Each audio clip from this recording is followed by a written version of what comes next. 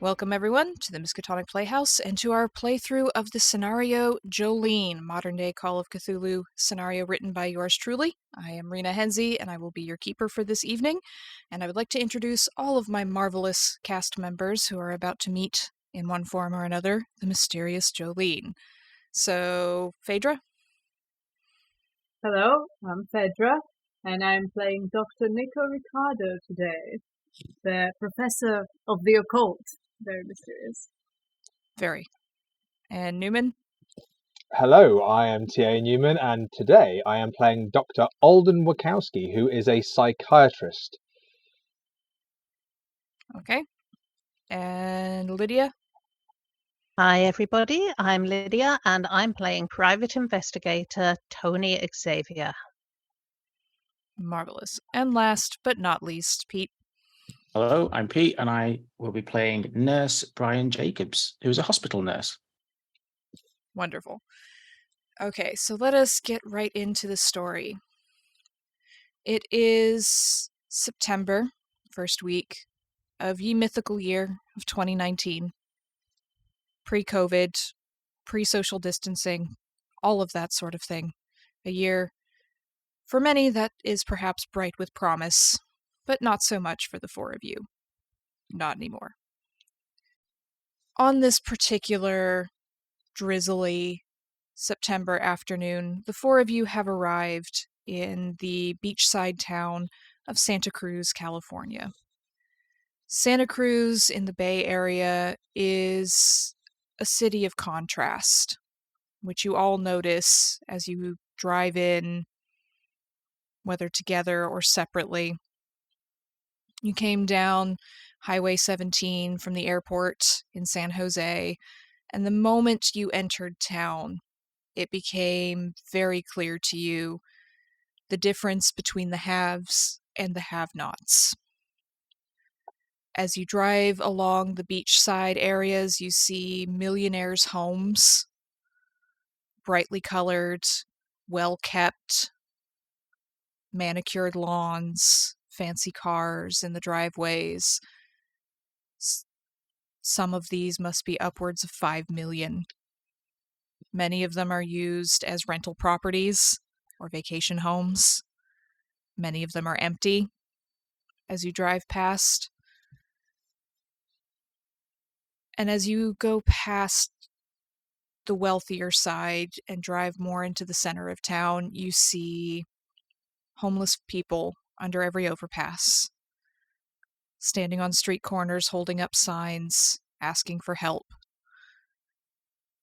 Will work for food. Please help, homeless veteran. Please, baby formula for my child. You see others walking down broken sidewalks, pushing broken carts or strollers with bags of bottles for recycling to get a few cents, or every piece of clothing that they own as they walk along with their dog, looking for shelter. There's tenement homes,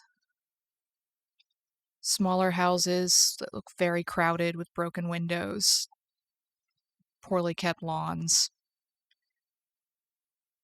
Everywhere you go, you see rising above in the hills millionaire mansions overshadowing the darkness at the center of town. And you all, in your vehicle, pull up into a side street just across from the tent city that you were instructed to come to. This tent city, even as you cross the street, you can see is covered with small pup tents, broken down larger tents, perhaps donations or tents that have been used for months, years in the sun and the rain. Blankets draped over tree branches. Some folks just sitting out in the open air with nowhere to go. And you all cause a little bit of a stir as you enter because you so obviously do not fit in here. But you are here because someone needs your help. For all of you, at one point or another, lost the person closest to you, the one you love, to a mysterious woman named Jolene. She swept into town. You never saw her. You never met her. All you have are scraps of description from your loved one, talking about her briefly in snatches, unable to hold a full conversation. Before she left, taking their essence with her, and sometimes even taking them. And you can empathize with the hopelessness that you feel in this tent city to some extent, because you felt some of it yourself. And you're here now because you all joined a fairly recent subreddit called Who is Jolene? And there are posts from people across the country mentioning this mysterious woman who no one else has seen, and how they took the loves of their lives away. Everyone's searching for answers. And then 3 days ago, a post from a user known as .perkins80 begged for help because Jolene is in town and she is losing her husband to her. This is the first time you ever saw a post from anyone saying Jolene was in town. Every post is an artifact of her disappearance, a memory of a time before. This is now. And for one reason or another, you have all gathered here to help Dot and perhaps find answers of your own. So as you walk into this tent city, why don't we get a description of all of your characters, what you look like and what you're doing as you enter, and as you look around and see everyone around you, the smell of unwashed bodies, the drizzle of the rain, the chatter. Who do we see? And let's start with Dr. Richardo. Dr. Richardo is uncomfortable, kind of as a personality trait, but also right now. He's very tall, but you can't quite tell because he awkwardly hunches over a little bit, hides it, kind of almost trying to hide himself. His clothes not quite fitting, looking around uncomfortably. The rain, you can see he kind of wipes it away from him, and it almost has a strange effect on him, like he's kind of limping, trying to avoid it. It's a very, he has both a presence and he can kind of disappear among all the other people. I think he would probably look around. You can see emotion, sadness in his eyes at the misfortune of all the others, kind of uncomfortably patting his pockets to see if he has any coins or any money he can spare, but sadly he can't. He doesn't have much himself, and he just continues with barely a trace of hope in his eyes, kind of worn down by the rain, by the atmosphere, and by everything that's happened to him and to his partner, who is now gone. So you're used to being, Richardo, in a tiny office. Nobody notices you. The department is underfunded. You don't have many students. And the times when you do get out You really don't have many friends or many places to go, and the few that you did have kind of drifted off because of the air of hopelessness that pervades around you ever since Cam left. And you look around and you can feel the same kind of cold in the air that you felt ever since. What about Alden, Dr. Wachowski? Alden is, I think he's very aware of everybody around him. He gives an aura of being calm. He's quite quiet. He's warm eyes, gentle smile.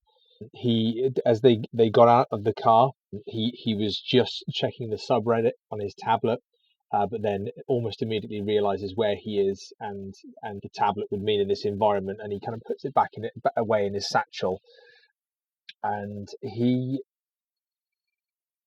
tries to radiate out a sense of kindness and generosity, but I think there is an emptiness within him. There's a hollowness there. He looks tired, always tired. You're always tired, Alden. You were even before Jolene stole your life, in a way. Working with overdose patients, with suicide attempts, walking long hallways in the hospital. It's draining work for you, and you found it even more so.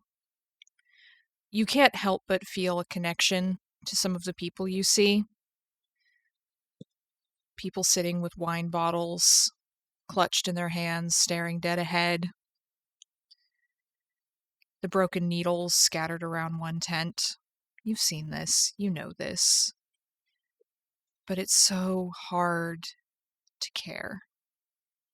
But you try. And coming in behind Dr. Wachowski, we have our medical nurse, Brian. So Brian, he's a big guy. He's a little bit overweight, and he's very laid back to the point of being a little bit slovenly, to be honest. And his hair is very messy, despite the fact that he's clearly going bald. And the first thing he does after getting out of the car is he dives under one of the tents for a bit of cover, and he lights a cigarette. And anyone sort of around, he offers a couple of cigarettes to the people around him with a reassuring smile, a nod, and he's seen a lot of this before as a nurse. He's seen addiction up close. He's seen people like this come into his A&E, so he's kind of fairly comfortable around these people. He knows how to talk to them. You work in an emergency room. That's your main beat, so to speak. So you see a lot of this, the darkness and the pain and the brokenness coming in. And a couple people do take you up on the offer of a cigarette, and you hear the deep, calming inhale from some of them. Most of them give you a muttered sort of thank you, and a couple of them hurriedly run away as if they're expecting you to ask them for something in return or take it back. And then lastly, almost unobtrusively, sliding in behind everyone else as you look around, is Tony. Antonio Xavier, or Tony as he goes by, is a small, slightly built Latino man. He is looking around, but his eyes aren't darting. They're just moving slowly, unobtrusively. He doesn't want to come across at all threatening or like he is looking for something, which of course he is. He's looking for someone. But he really doesn't want to look as though he's causing any trouble. Tony is the kind of man who likes to be unobtrusive until he's not. As you come in, Tony, and you're looking around, you see how everyone else is responding or reacting. You notice all the way at the back of this encampment, there is a large white tent that has a banner Santa Cruz Helps on it, which you know to be the organization, the nonprofit that Dot told you she works for. There's long tables set up with volunteers in hairnets and gloves passing out to a queue of people hot soup in a bowl, bread, oranges. Another tent next to it with several people passing out coats and socks and scarves, shoes, whatever they can find. There's what looks like a portable shower set up with another queue of people waiting. And you see, as you move up in this direction, there is a tall woman, curly blonde hair, tight t-shirt, jeans, wearing an apron. And she's filling bowls of soup and passing them to people in the queue. She wears a little name tag that says Dot. And you notice, Tony, and anyone else who's watching her, that she looks tired. There's dark circles under her eyes, but she's still taking a moment to speak to everyone who comes through her queue. Everyone.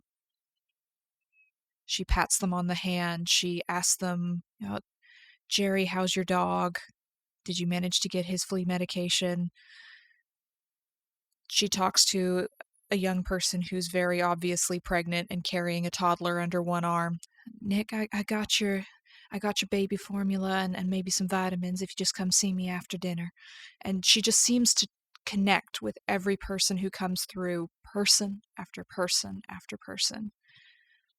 And everyone who walks away from her table looks a little brighter somehow.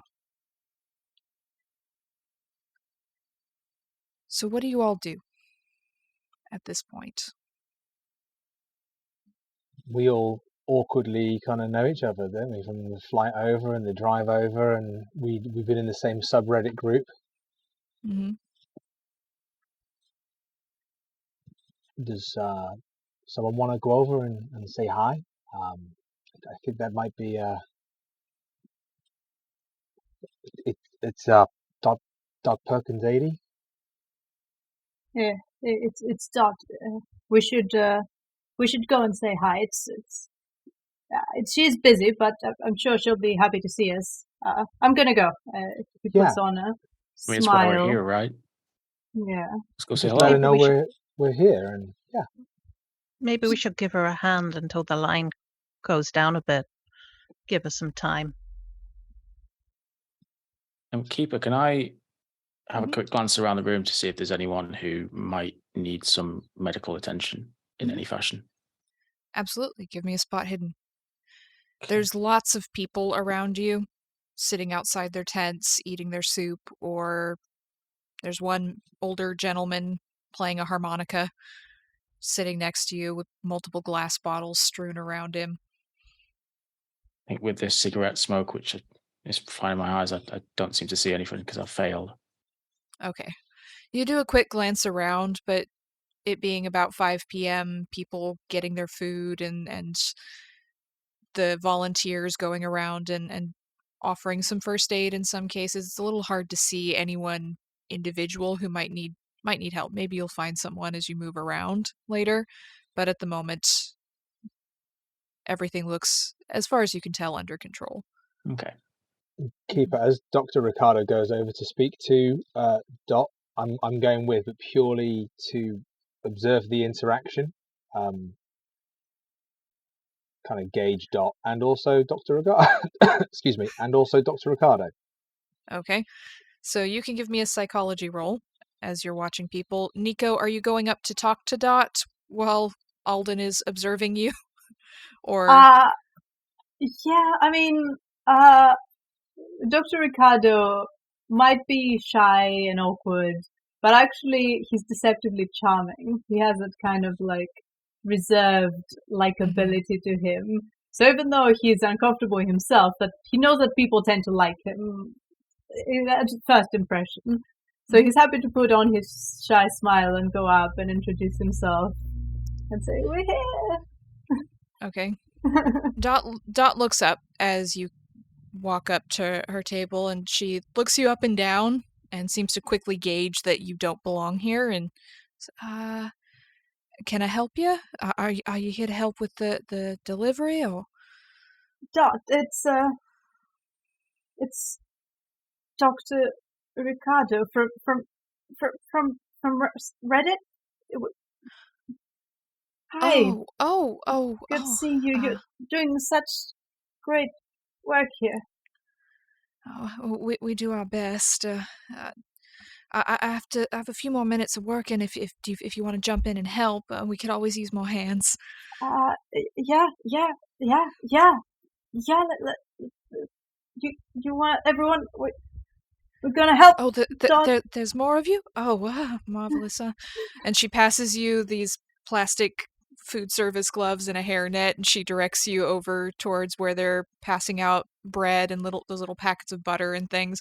Alden, how did you do on your spot or on your psychology roll? Rolled a hard success. So, what you gather from this interaction is that Dr. Richardo is very awkward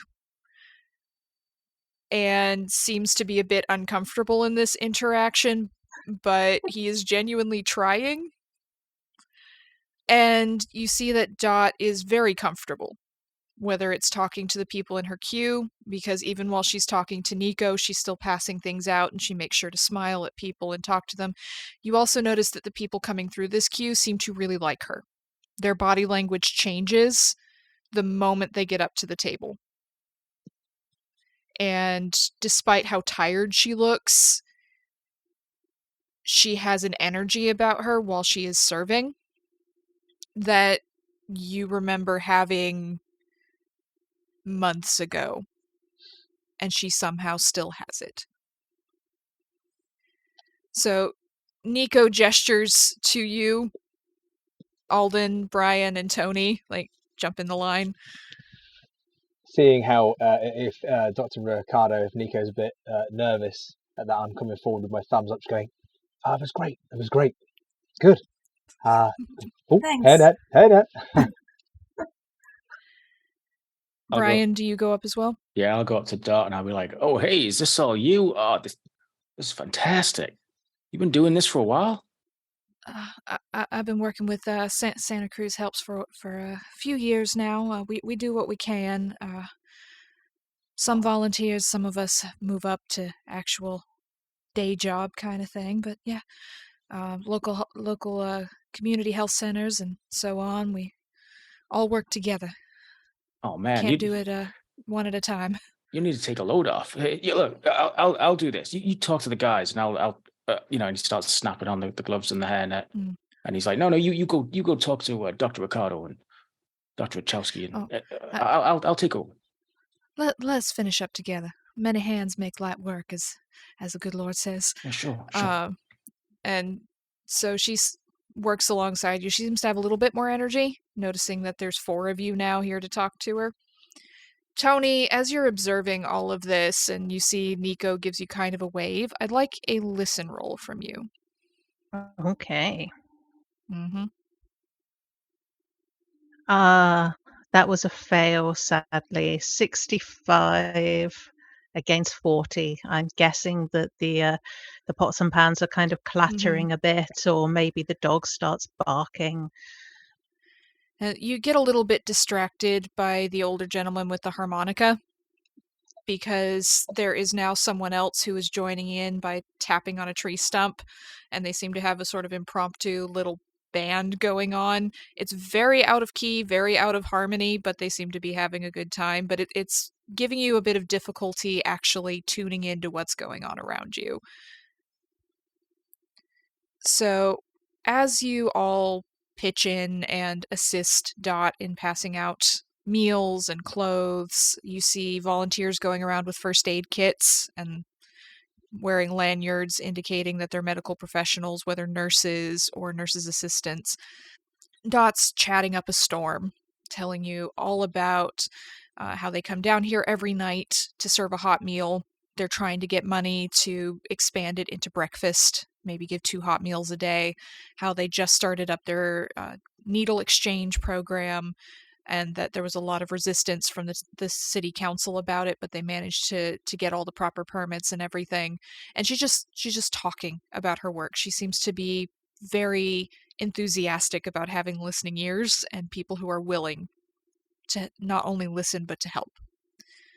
Finally, the queue wears down. The last person goes through the line, and Dot looks around and says, "Okay, Betty, I'm going to take my break now. I think I'm about done." And another dark-haired woman nods and starts carrying dishes over to a portable sink. And Dot peels off her hairnet and her gloves, picks up a large canvas tote bag, says, "We can maybe go talk at one of the picnic tables or something. Maybe a little bit quieter. Thank y'all for your help. You've been marvelous." You're doing good work here, Dot. We try. I don't We say try. that about a lot of people. We try. Thank you. Let's go. And We have a she lot to leads talk you- about. She leads you over to a picnic table. You see a couple homeless folks picking up their bowls and moving over towards large trash cans and just chatting with each other. Dot smiles at them as they go, and she sits down. And she pulls out a battered-looking smartphone. It's an older model. Cracks across the glass, very scuffed up. And she sits down and she sighs very heavily. You realize as you sit down at this table with her, she's older than you first thought. She was moving so spryly and she had such energy in the way she was talking to people that it's not until you sit down that you realize she's probably almost 60. And she smiles half-heartedly at you all as the energy just sort of melts away into the rain. And she sighs. "So, I guess y'all, lost your folks too, huh?" Yeah. That's why we're here. It's why we're all part of the Reddit. Yeah, I wasn't sure that using computers was the right thing to do, but I didn't know who else to go to. My nephew showed me how to set up the Reddits, and because when he Googled it, Jolene for me, he found the Reddits, and so I wasn't sure it worked until I saw all of y'all coming up. But and there's a spasm of pain across her face, one that you all recognize. I went to the sheriff's station, and they told me they weren't going to do nothing because it couldn't really be a missing person because I had no proof he left. Whereabouts is he now? I don't know. That's the thing. Because 2 weeks ago, he goes out one night. You know, he's a librarian with the UC Santa Cruz. Very good at it. He loves the college students and filing books and reading things, and I'm very proud of him for getting that job. But at night, sometimes he likes to volunteer with the Santa Cruz Society of Haunts and Horrors. Probably not heard of them, but they do ghost hunting and stuff. And I was raised right. I don't believe in that kind of nonsense, but it made him happy. And he said he was going out checking on something. He didn't tell me what. And then he came back at 4 o'clock in the morning saying he met some woman. Name was Jolene. She was the most beautiful thing he'd ever seen. That kind of hurt, Been together since high school. 16. 40-something years now. And he goes finding some pretty girl. And then he starts talking about her every night. Disappears during the day. Comes back. Started talking about her in his sleep. Just saying her name. And then 2 nights ago, when I made that post on the Reddits, he didn't come home. Called his work, hadn't shown up. I don't know where he is.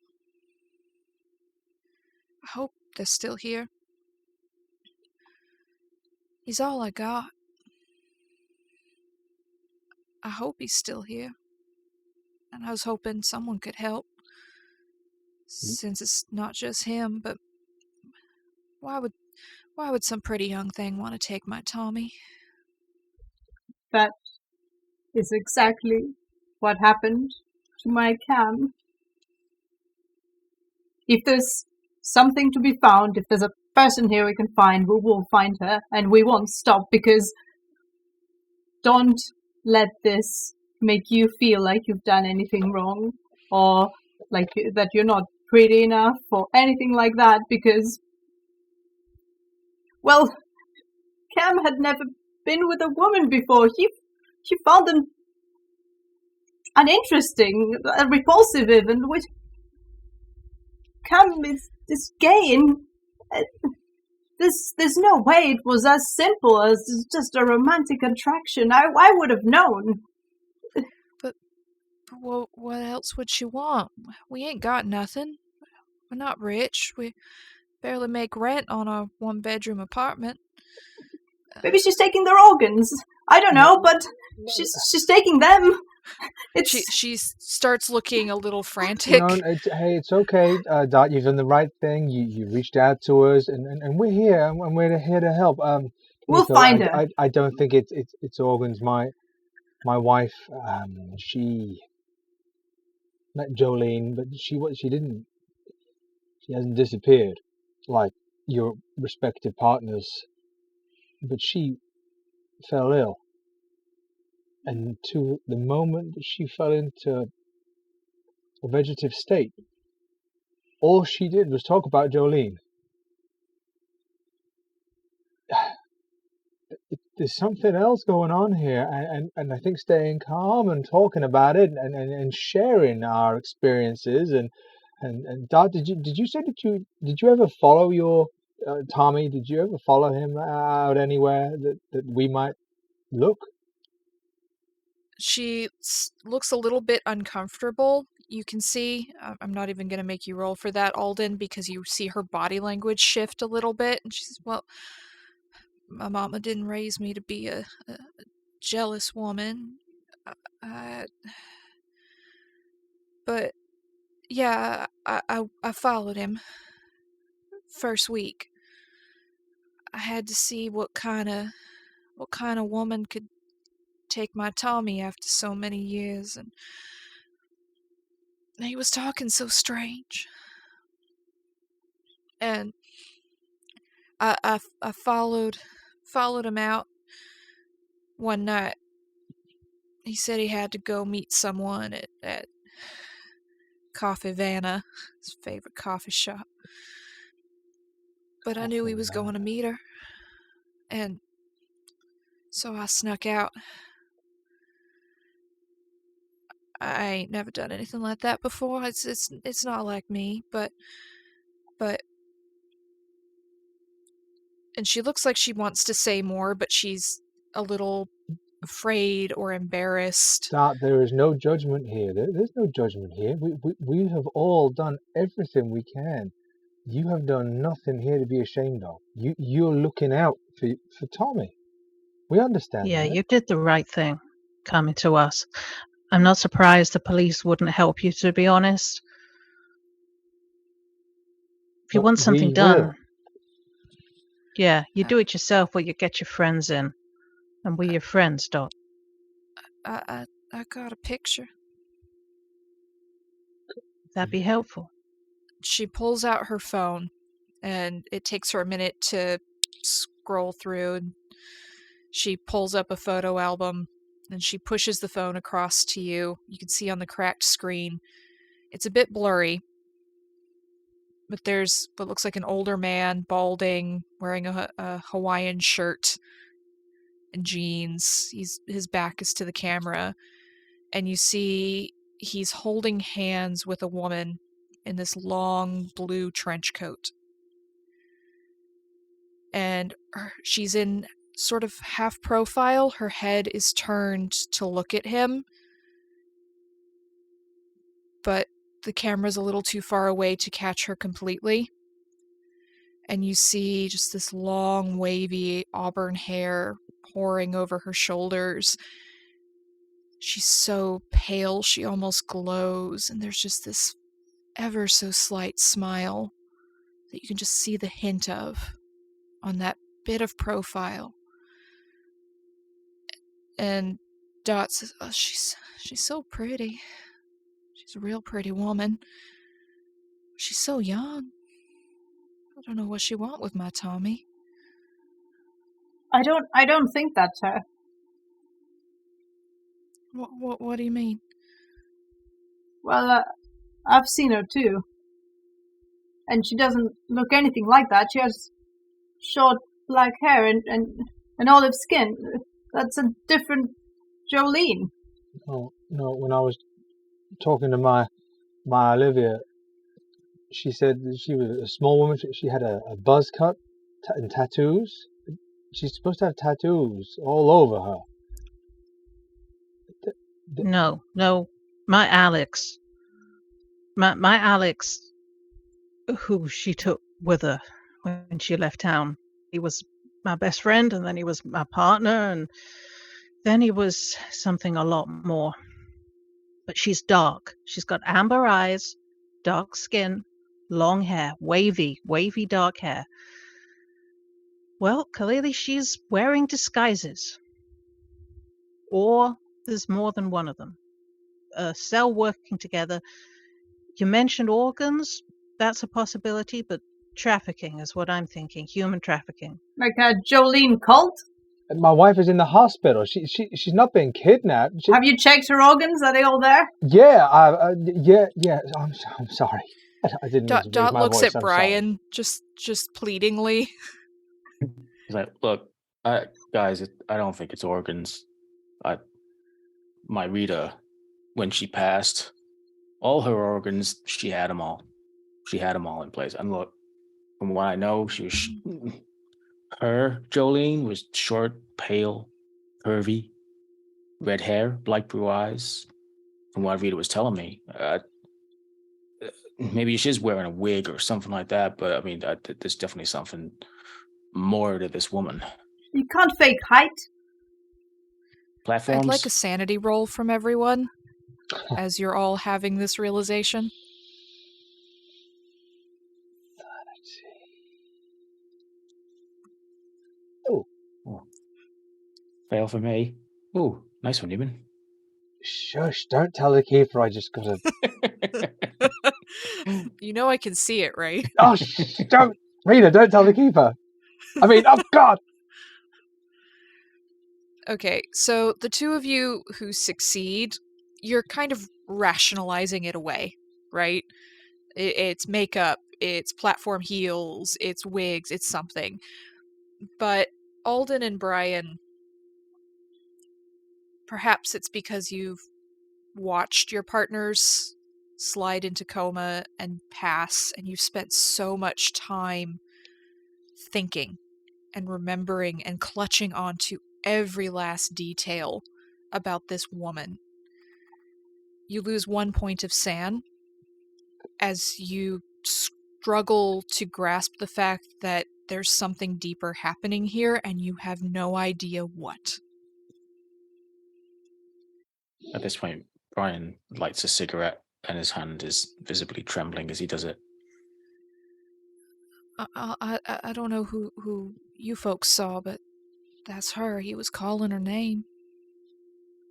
It's clearly a group of women working together. It's some sort of scam. It must be well organized, but it's a scam. But why? Romance scam. Happens a lot. More than you think.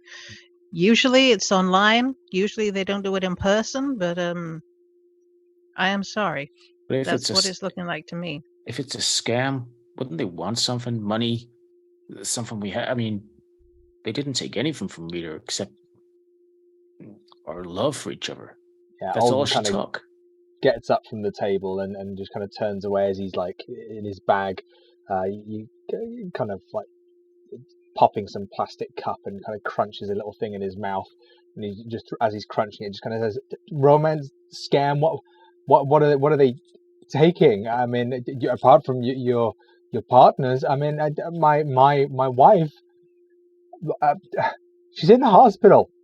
Nothing has been taken from her except her consciousness. You can't take that from someone." Keeper, could I do a medicine or spot hidden roll to see what kind of pills Alden is popping? You absolutely can. I'm gonna go with the medicine on that one, which is a success. Alden, what are you taking? Oh no, I'm taking a little home cocktail of 2 Xanax and 3 Pro Plus. So need to stay awake with the Pro Plus, the caffeine tablets, but the Xanax is just with the sanity moment. He just needs to maintain his calm. I am going to throw a non-judgmental raised eyebrow in your direction. Non-judgmental, okay. And Dot just kind of blinks slowly. There's a lot of information coming in, and you can tell she seems a bit overwhelmed. Well, listen, the reason I'm asking for y'all's help is 'cause I spent all my spare time looking, and it's been 2 weeks now, and since he didn't come home, but I gotta work. I got my second job, and she looks at her phone. 20 minutes. If I don't go to the Burger King, I don't get paid, and I already struggling to make rent this month, and as much as I want to find him, I gotta work. I gotta pay the bills. It's okay. We'll handle it, Dot. And we'll get in touch if we find anything. All right. She pulls out this battered old wallet. Says, "If you want to talk to the society, they're the ones who sent him out. I got a business card here somewhere." And she pulls out a battered looking card. It's very inexpertly designed. It says Santa Cruz Society of Haunts and Horrors, and it says Mike Perez and Tommy Perkins, and then a phone number, and then in big Comic Sans letters it says "No tip, unanswered." So, Tommy designed that. He was very proud of it. But maybe Michael knows something. He's a good kid. Address on the back. If you want to go talk to them, you could go to the library at the university. They're open all hours of the night. You know, kids doing things other than studying, if you ask me. But coffee shop, or I don't know. I don't know where he is. That's all I can think of. Dot, did Tommy have a cell phone, maybe a laptop, computer, tablet? More information we have about his recent activity, what he was doing, who he was talking to, the better. He had a old laptop. He called it a dinosaur. Don't know what that means, but it might be at his work, because it weren't at home, and he took his phone with him, and it's turned off. I had one of those little family apps on it where you can keep track of where folks is, because I worry, and it's turned off. But he's got a computer somewhere. Okay. And she stands up, picks up her canvas tote bag, says, I gotta go. They take off an hour if you show up late. Need that 1675. We'll be in touch, Doc. You got my phone number, so okay. Thanks, folks. I real appreciate it. You some good people, and I hope you find your answers too. And she moves away quickly, and you can see from your point, Brian and Alden, that she's trying not to cry. Like she's moving herself out of here quickly so that she can keep herself together. And as she leaves the encampment, you see it's getting a little bit more overcast. The rain is getting more from drizzle into actual rain at this point. The harmonica has stopped. You can hear a baby crying somewhere, dogs barking. I'd like you all to give me a listen roll. Oh my god. I've just Is that made the 4 same fails? That's 4 Twice. fails. Oh, fails all round, yeah. Did Newman just get another Goodness. 98? Stop No. calling me You're saying out. I 98. won't survive the intro. It's a good thing that's not a fumble, because your skill is 50. Yeah, So honestly, it's very hard to hear things, and you notice you don't even hear much in the way of traffic. It's just very quiet, other than the baby crying and all of the dogs barking and everything, and swear you heard something moving somewhere, but you're not sure. It's hard to tell, there's so many people around here. But as you're all trying to figure out what to do and where to go and thinking about all this information you just learned, what you do hear in the now almost eerie quiet is, Jolene? It's this quiet voice on the wind. Jolene? Jolene? Coming from the other side of camp, maybe? Just this name over and over. looking at the others, can I see in their faces that they hear this? You can definitely see it in mine. Well, you all hear it, so... Mm-hmm. Same. Who said that? You hear that? Quiet. Quiet.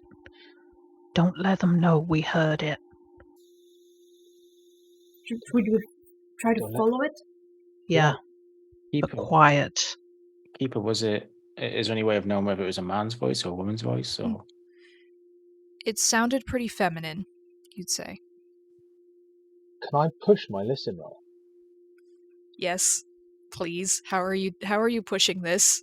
I'm going to, after the detective, who is the most qualified person to direct us on this, I'm going to ignore what the detective said, and I'm just going to run in the direction that I think it's coming from. Okay. I, as your keeper, must remind you that failed push rolls are bad, but please push it. Okay. That's a fail. That's a... Why did everybody say yes? Tony's just shaking his head slowly. That's a So- 77 over 50. Alden, you go running off in the direction of this voice, but the problem is that you're so focused on trying to follow the voice that you don't notice the muddy patch until you run into it, and you slip and fall and land on your back and hit your head into the mud, and you are now covered in mud. People are staring at you. And I'd like a power roll. Oh. Some aggressive mud. That is a success. 28 over 50. Okay. So, the rain feels suddenly very cold for a moment as you lie in the mud, still hearing the name Jolene drifting through the air. But it's outdoors. There's a cold wind off the Pacific in September. It's fine. The rest of you see Dr. Wachowski go running off, slip and fall, and almost Three Stooges style land in a puddle of mud. I'm going to immediately run after him and pick him up. I'm going to say, come on, man, spell it out. Walk it off, come on. Sorry. I winded myself there. What the hell are you doing running off like that? You you heard it. I heard it, but I'm not going to start chasing through some field of tents and slipping over ass over tit in some mud. Sorry, I just had to do something. Detective, Tony? Tony walks over quietly. This is your field, right? Detecting. What should we do? Where are we going? Well, I think the stealthy approach is out of bounds now. And as you say that, you can see in front of you that just a little bit ahead of you, there's one of these trees that has a blanket draped over one of the branches, making a sort of makeshift tent. And sitting outside of it, there is a young person, maybe 19, 20, who's now staring at you very strangely. They're in ratty jeans and an oversized t-shirt with holes in it, but sitting next to them is what looks like a teenage girl, maybe 18, 19. And she is staring straight ahead, in profile to you, straight ahead. She doesn't even blink when you fall and get up and start calling for Tony, Alden. And you see her mouth moving. And you hear the name Jolene louder. Hey, and I kind of just wave at the others and kind of point. Excuse me, miss? Are you okay? So you go up to the tree? Yeah. Mm-hmm. Are all of you going up in this direction? Mm-hmm. Hesitantly. Hesitantly. So the young woman doesn't react at all to your approach, to you speaking to her, Alden. Nothing. She's just sitting there. She's barefoot, jeans, a hoodie. You can see as you all approach that her hair is dry and brittle. It looks unwashed. Her cheeks are hollowed out. She looks malnourished. And the young person sitting next to her looks up from a haze of what is very obviously cheap weed and said, hey dudes, do you know her? I'm looking at the others. This isn't. Is she pointing at her friend, the other girl sat under the tree? Mm-hmm. Pointing to the girl under the tree. No. Do you know? Is she a friend? She seems familiar. Look, dudes. She just came into camp yesterday, and she just kept saying the name of this, I guess, a chick. And she was by herself, and I didn't want her kind of just sitting by people by herself, because that gets dangerous. So I brought her over here, and I've been watching just to make sure she's okay, and I offered her some weed, and she just keeps staring right that way and saying Jolene. I don't think she even sleeps. Hey, you did the right thing taking care of her. Do you know if she's taken anything recently? And as Brian says this, he's going to bend down and look really closely into the girl's eyes to see if the pupil's dilated or anything like that. Give me a spot hidden with a bonus die, because you're getting up and close.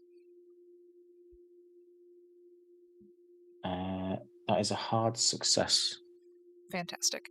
So the first thing you notice as you get up and close is she's got really nasty sunburns all over her face, her neck, any exposed skin. The skin is peeling and an angry red. It's almost third-degree sunburns. And her feet are blistered and bleeding in places. And her eyes have the glassy stare of an addict. But you can't see any track marks. You can't see anything she might have taken. But she's not all here. And as you lean in close, you hear, I've been looking so long. I found you. You're here. Don't leave me, Jolene. And as she says that, you all see her back arch, and her head lolls back, and she starts convulsing, going into a full-body epileptic seizure, thrashing on the ground. She begins to foam at the mouth, and the other young person pulls away wide-eyed, and she's just shaking and convulsing and choking on the ground. Brian immediately is like, everyone get back, and he's looking for anything on the ground that she might hit her head on or anything like that. And he's like, just give us some space, everyone back away. It's fine. It shouldn't last long. Just give her some space. Brian, should I call an ambulance? Yeah. Okay. Call an ambulance. I'm going to take a few steps away, and as I call the ambulance, I'm going to try and look in the direction that she was staring in. Okay. The direction she's staring in looks to be going off towards the horizon. It's a little hard for you to tell, Alden, because you're not from here. You don't know what buildings or places or anything might be in that direction, except going more towards the coastline. Okay. But I make the call to the ambulance. So, Brian, you clear away rocks and tree branches and things, maybe roll up something to put under her head. The young person offers you a very tattered looking coat in case it'll help. And you hear the crack of her shoulder, perhaps going out of joint or breaking as she convulses. And for you, Alden and Brian, this is excruciatingly painful, because you have seen this before. This is exactly what happened before Olivia and Rita entered their comas.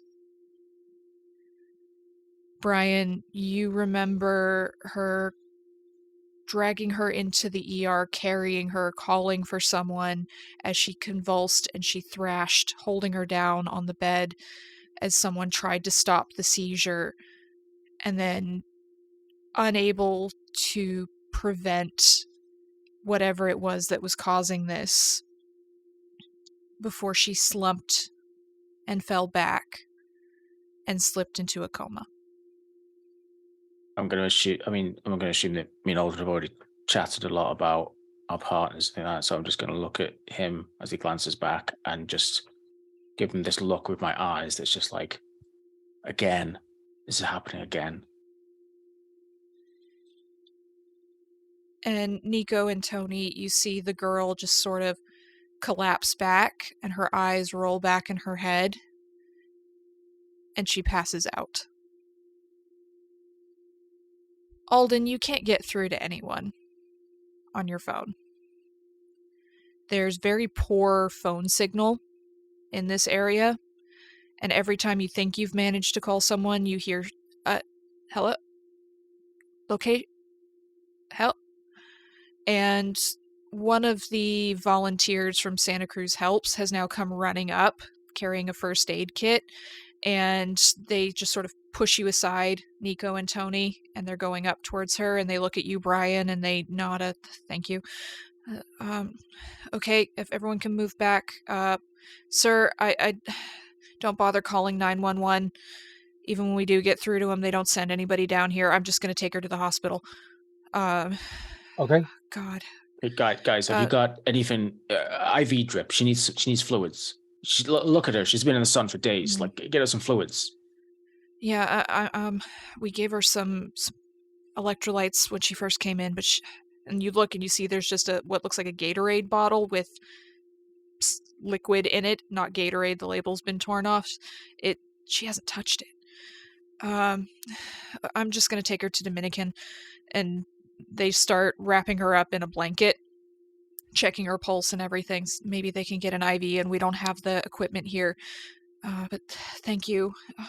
Okay, no needles? You didn't see anything? No. Okay, that's No. helpful, thank you. They pick her up and they start running out, and the other young person who said they were watching over her just looks up wide-eyed, goes, I didn't do anything. I didn't do nothing. She was just...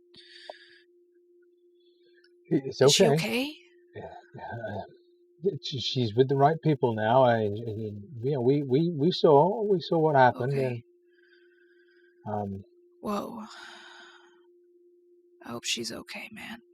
did And she say anything else to you apart from just kept saying that name, man. yeah.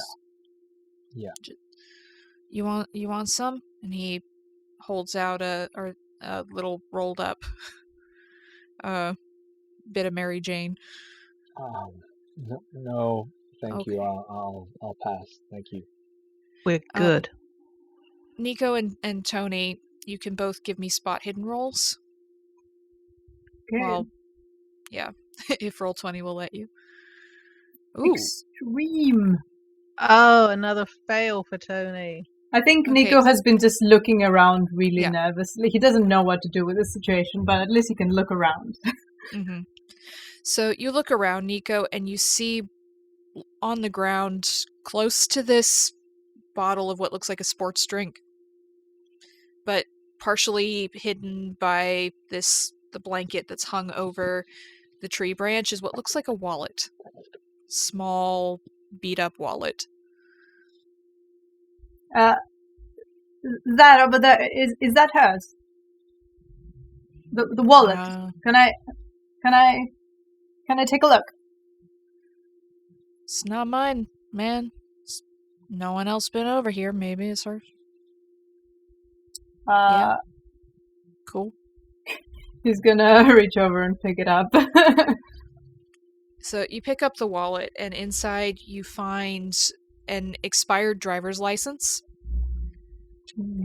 from Washington State. It expired 9 months ago.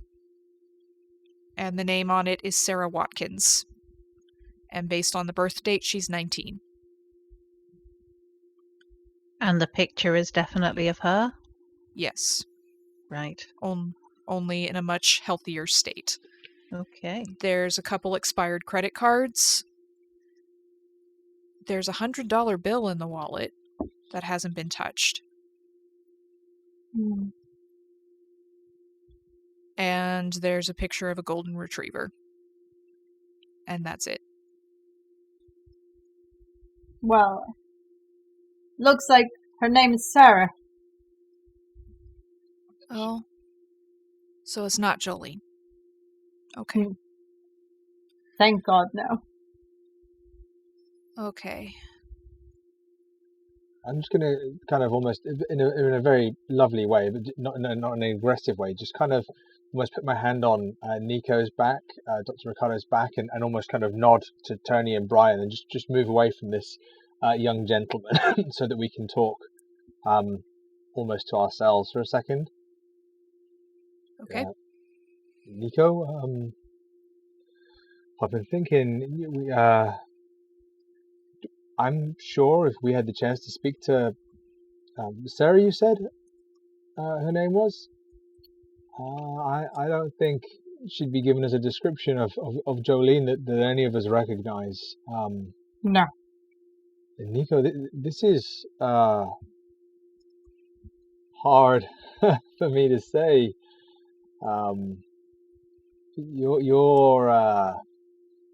Your specialty, your ballpark. Have you ever come across anything like this? Well, I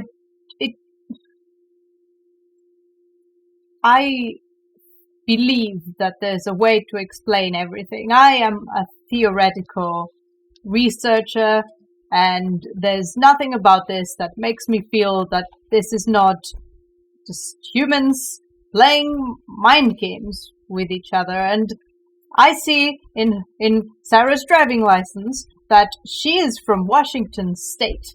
So perhaps this Jolene cult is using people to travel.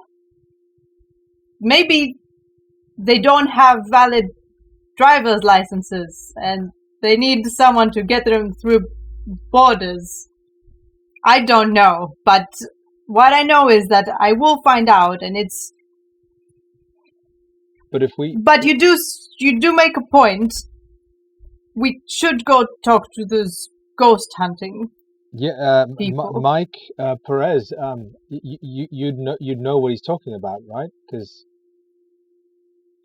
Well, ghost hunting and that kind of thing, right? I'm like looking at the others, like kind of like eyebrows up, like, right, guys? Like, guys, I don't see the ghost connection. no, but they found her while he was out ghost hunting. That's the main thing to focus on. My Rita wasn't into ghosts. She didn't care about the paranormal. Any of your partners care about the ghosts and goblins? But if we go and see Mike, who was with Tommy, Dart's husband, might have seen her. Yeah, and Nico will know if Mike's legit, because there's no such thing as legit ghost hunters. It's like saying like kids playing cops and robbers are legit cops and robbers. They're just a game, a glorification of a thing that is ancient and very much knowable. And this is knowable, and we will understand what is happening, and we will find a way to end it all. Hey! Come on! Yeah. We'll call Zach Baggins, and we're gonna sort it out. We're gonna. Maybe she was part of the group. Maybe that's how they met, right? Let's just suss it out. Yeah. I really want to get my hands on Tommy's computer. Yeah. The dinosaur. Yeah. It sounds like Mike Perez is maybe our next stop. We've got a few places. We could go to the library. I'd like to hit the library as well. Yeah, we get his dinosaur. Maybe a lot of the stuff's on it. We could go to the Dominican hospital. We could talk to Sarah when she comes to. I mean, there's the coffee shop. I could do with some caffeine. Yeah. Do we split up, or that place too? Yeah. He just sort of walks away from the group a little bit. Just takes a moment. Just like. Tony, shall I? If I go with you, maybe we could speak to Mike. Or Nico, I don't know. Whatever best suits the group. I will go with whatever best helps everybody. I feel like, if they insist on talking about ghosts, at least it's best if someone who knows how to tell them that they're wrong is there. I'm more there to see if he believes what he's saying is true. I mean, I'm sure he does. But it's about not convincing you two. We don't want to get derailed. I think we should all go to different places and give the keeper a really easy game to run. Well, I guess I'm going to Washington State. I'll see you guys in a bit. I would like to go see Sarah's childhood home. And the dog. Find the dog. Newman yeets himself out of the game. Brian actually would be the one to say, look, guys, we're all going to stick together on this. So whatever we're going to do, let's go do it together. Okay. Okay, so you're all going together versus splitting up? Tony, you're the detective. Where are we going? Do you know, I think we should split up, but into two groups. Cover more ground that way. I always worked with a partner before, well, you know what happened.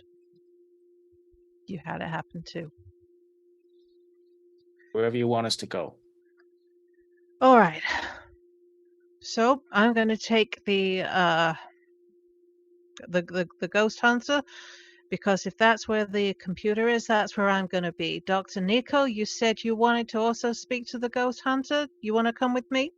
I will. Yes. Right. Good. We got a plan. The other two, Brian, Alden, what's your preference? I think we got a laptop to find. That's right. Well, so are you going to the university then, the two of you? Mm-hmm. Oh, yeah. If Alden is happy and if Tony demands it. Did Dot say that the computer was at the workplace at the ghost hunting place? Was that right? She said she wasn't sure, that it might be at work, which would be the library at UC Santa Cruz. Okay. That's me getting confused then. Yeah, so she wasn't sure. Mike could have it. She said maybe check his work for it. but she has no way to know where it is because it's turned off. Right. So I think we're going to go to the university, Mm-hmm. to the library at the uni. Me and you, Newman. Anything can happen. Okay. So you decide to split up, with Nico and Tony going to talk to the ghost hunters, and Alden and Brian going towards the university. So as you leave the camp and head towards your 2 respective vehicles, Tony, I'd like a power roll from you. Ooh, intriguing. A power roll. Hey, that is a success of 34 against 40. As you're moving towards your car, Tony, and the rain is getting a little bit harder, not too strong. You've had worse in San Antonio. But you hear all around you, Tony. Tony? Baby? Come on. I'm here, baby. Come be with us forever. Alex? Yeah, we're here. We're here. Come on. No. Where are you? No. I'm not hearing this. Where are you? Tony? Tony, We're are you okay? Shush. No. I heard something. I Come on, can't hear baby. anything. We can Alex. be together forever. No Like- one's here, Tony, just us.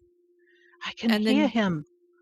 You stop hearing the voice, but you just hear Tony just kind of trailing off into the ether, and I'd like a sanity roll from you. Oh. As a it had to reminder, be past coming, power didn't it? rolls are not always good. Oh, lovely. Mhm. That's a fail of 43. Okay. So you lose 2 points of sand. Nice. As the voice dies away into the rain and the wind. So, yeah, Nico, Tony's talking to the air. I thought I heard him. I thought I heard Alex. I won't lie, Tony. I'm a little bit concerned about you, especially after, the Jolene thing we're dealing with. There was no mention of a Jolene, was there? No, he just called my name and he said, come be with us. Okay, well, we'll find him. If he's here, we're gonna find him. Just, let's try and concentrate on finding Jolene as well, and we'll find him. He can't be here. I must be hearing things. Drugs. Maybe that's what Jolene's doing. Maybe she's drugging her victims. We could smell smoke in the air. Maybe you it's feel like drugged? passive smoking, you know? I don't know. How Yeah, do maybe I it's feel, contagious. You feel a bit cold, Tony, Okay. and you are absolutely, on that failed sand roll, 100% certain it was Alex. Okay. No doubt in your mind. Woo. All right. Yes, he's trying to make it sound as though he's being rational about these things, but yeah, that little clutch at his heart which says that was him, that was Alex. But it doesn't make any sense. It does not. So, as you're getting into your car and driving off to the Santa Cruz Society of Haunts and Horrors, let's have a look in on Alden and Brian as they're driving down to the university. So, you see Santa Cruz isn't that far away. It only takes you about 15 minutes to drive there, which is a lot to Europeans, I know. But you see this beautiful campus. And a reminder that American campuses tend to be all in one place, not spread out across the city. So, even in the rain, it's lush, it's green, it's a stark contrast to the place you just came from. There's large trees and fountains. There's students hurrying around in the rain. Most of them aren't even bothering with umbrellas, because what's the point? You see a young couple giggling and making out under a tree as you pull into the parking lot. There's this massive building that you know to be the library, McHenry Library, and it's beautiful in its architecture with all these windows for natural light and well-manicured grounds. No one's sitting outside on the steps at this moment, probably because of the drizzle. But you do see people moving around inside. It is a university library. It's likely to be open most of the night. And you can walk inside. So you go into the library. There's this long hallway with one section of the library off to one side, another section to the other side. And there are a few students milling around, a couple sitting, charging their phones on the floor with an outlet plugged into the wall. There's a couple looking very studious behind raised books. Potted plants, real and otherwise. And down towards the left, you can see there is, in this hallway, a door marked staff only. And beyond that is what looks like the main entrance to the library, and there is a very stern-looking woman behind a desk in a hijab watching everyone. What do you do? Is there anything on the walls in terms of like a floor plan or like a list of offices or anything like that? Mhm. So there is a floor plan, mostly marked with fire exits. There is just a note of which parts or which sections of books are in which areas, so you know where to go. Bathrooms are marked, all that sort of thing. There aren't any real offices in this building because it's the library. But there's the main stacks, which is the direction of the very stern-looking woman. Study rooms, quiet study, staff, all that sort of thing. I'll turn to Alden and say, hey man, how about I go and chat to this lady, and maybe while I'm doing that, maybe you can sneak in this door, more staff. Yeah. Yeah. Yeah.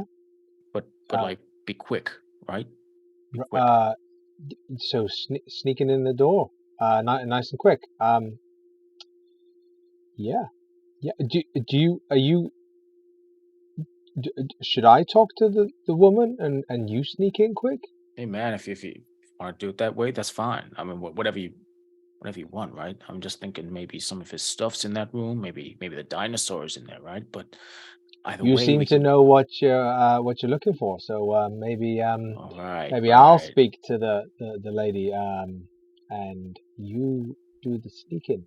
Yeah, I don't need a psychology roll for that one. I'm like, okay, right. Yeah, the look I on his face But I is very masked it clear. incredibly well. I see where this is going. Okay, well, look, if you want to go and chat to that lady, that's Yeah. fine, and maybe I'll just keep an eye out, and then I'll,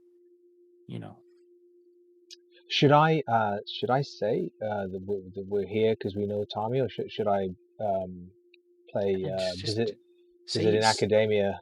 Say you're like say you're a friend of Dot's, man. Maybe they must know he's gone missing. Say that maybe you're here to pick up his stuff, or she, maybe you left someone at the office that Dot wanted. I mean, I don't know. Come on, you wanted to talk to the woman. You come up with your own story, man. Okay, I can do this.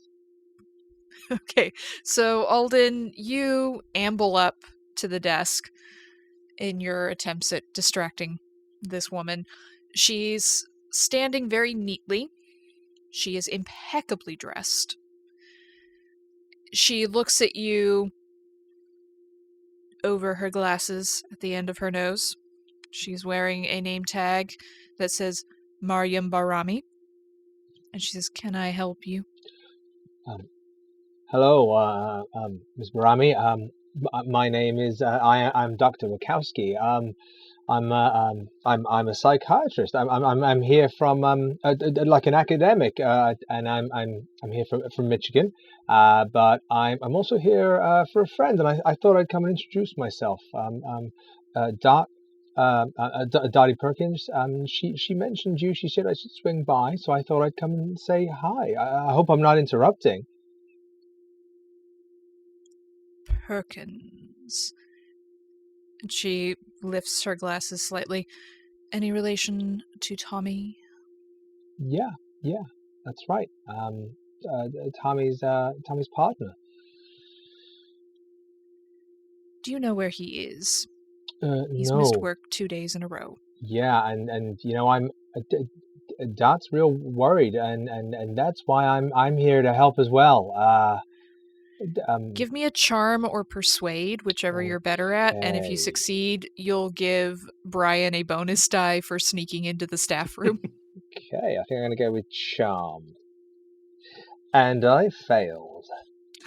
That would Do be you want to push the roll? 80. Yes, I do. Yes, I do. Can always count on Newman for a push. So I'm going to I'm gonna remember the stakes here. I'm gonna remember about my wife, about everybody else that's lost someone, and I'm just gonna find this resolve. I'm gonna lean into the Xanax and the Pro Plus that's giving me this edge. I wipe the sweat off my forehead. I pull my glasses down slightly and I lean on the desk. Miriam, I'm a big fan of libraries, and I see you spend a lot of time in this library. I think you and I'm like wrestling my wedding ring off as I'm saying this, and I'm like swallowing hard, and I just feel terrible doing this. And I feel, Miriam, that you and I have a lot in common, and there's a lot of knowledge in that head of yours, and I would love to get inside that head of yours, Miriam. That's not creepy at all. Give me a sleaze roll. Yeah, sleaze. All right, push that charm roll. Okay. With a penalty die if it were me. he's I'm trying, a generous god. guys. Oh, it's a fail. That's a 97. That's worse. That's worse. Oh, Newman. Yeah. So that's a 97 over 65. Okay. She straightens up, and she gets that very stern look of a librarian when people are talking too loudly in the library. And she lifts her hand to adjust her hijab, and you see the wedding ring. And she says, I find this highly inappropriate. Me too. And she turns in the direction of the hallway. And so we'll see, Brian, if you're able to get into the staff room before she notices you. I tried. Yeah, I'm not sure what to use. My base level of 20 stealth or my base level of 1 locksmith. I would say the 20. Let's go with the 20. Remember, you do have luck that you can spend if you need to. That is true. Oh, not that much luck. That's a big fail. I set that up for you, mate. I push? Literally set that up for Can I push that roll by cringing into my own skin when I'm hearing Newman speak? Yes. Not Newman speak. Sorry, Alden I hear Wachowski. Alden Wachowski speak. Yes, sorry. Newman has 99 charm. That's one way to put it, Newman. This is going to go badly, isn't it? This is going to go so badly. Okay, I so love I'm like really like against the door, so trying to get the door frame in view of the librarian. I'll give you a bonus die because I like the image of Brian cringing away from Alden as he's overhearing this. I might actually need it probably that. Won't help with base of 20, but... Oh my god. So even with the bonus die, that's a complete fail. Mm-hmm.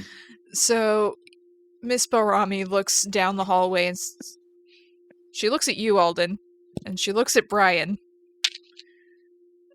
She says, are you two together? No. Who? What? Is this the bathroom? I too am married. Are you just angling for the cops to show up? Please leave. Sorry. I'm going to call campus security.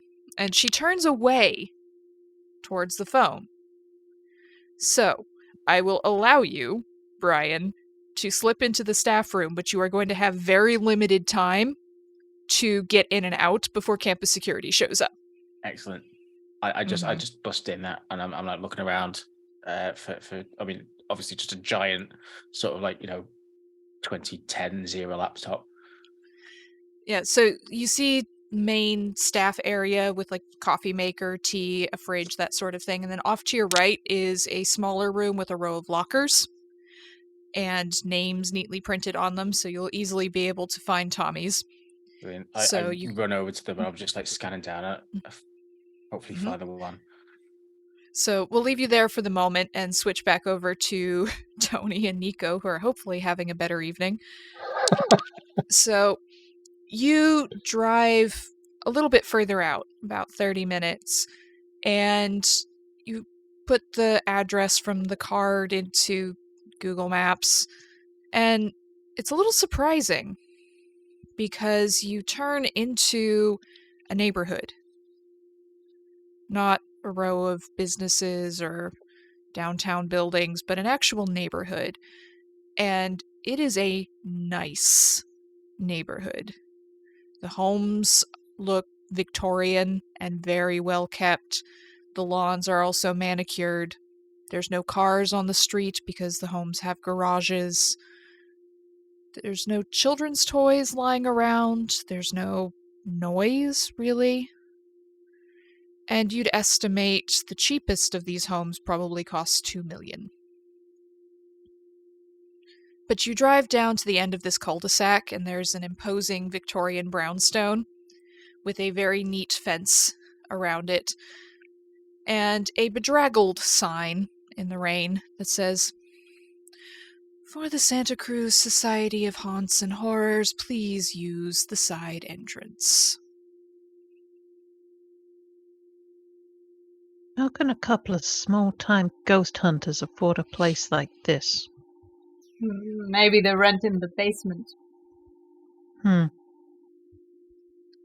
Shall we? After you. If I must. You must. So you go around to the side, and there is what was probably a servant's entrance back in the era when this home was first built, with a couple stairs leading down to the door, and then there's a doorbell, and there's a sign on the door in copper plate that says Santa Cruz Society of Haunts and Horrors with an exclamation point at the end. And if you ring the bell, you hear a sudden shuffle inside, and then a minute later the door opens, and there is a very excitable, tall, lanky young man with a shock of dark hair that is very obviously gelled to look like he woke up this way, but he probably used half a container of hair paste to get it to look like that.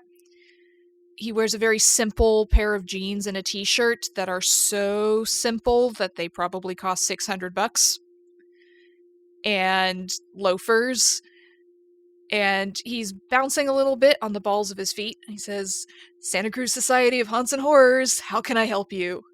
Do you have a tip?" And he looks expectantly at both of you. The words trust fund kid flash across Tony's mind. Just a little bit. Just a bit. Is this Mike? Yeah, Mike Perez, nice to meet you. Come on Nice in, to come on meet in. you. Don't stand out in the rain. And he ushers you inside. You have to go down a couple steps. You see a large basement that looks like it's been renovated to be a one-room sort of flat. There's a big screen TV with a couple nice couches, but pizza boxes scattered everywhere. There's 6 empty cans of Monster on the ground. There's a little kitchenette in the back. And then there's a set of computer monitors on a really nice looking desk, one of those corner desks that goes around part of the room, and a really fancy gaming chair and a filing cabinet, and that section of this space is immaculate. No pizza boxes, no drinks, not even a glass of water on the desk. And he bounces a little bit on the balls of his feet. "So, how can I help you?" No tip left uninvestigated. Are you here about the Bay Area Sasquatch? No. No, Oh, we're not here okay. for the Sasquatch. Can you tell us, when was the last time you saw Tommy Perkins? Oh, okay. Did Dot send you? Nice lady. Really big fan of Dot. We've spoken Okay. to her. Okay. Yeah, Tommy, man, like, don't know what's come over him. He's got my good camera. Have you seen him? He went off with my camera. But yeah. Okay. Focus, Mike. Focus. Yeah, he went out a couple weeks ago because we got a tip through the website, and we check up on every single tip. But we got a tip that the white lady had been seen, and so he went off to investigate that, and then he didn't come back the same night, and I got a little worried, like maybe he had a car accident or something, and then he came back a couple days later, but he didn't have my camera, and he was just talking about this chick, and I told him he was being nuts because why would he leave Dot for some girl?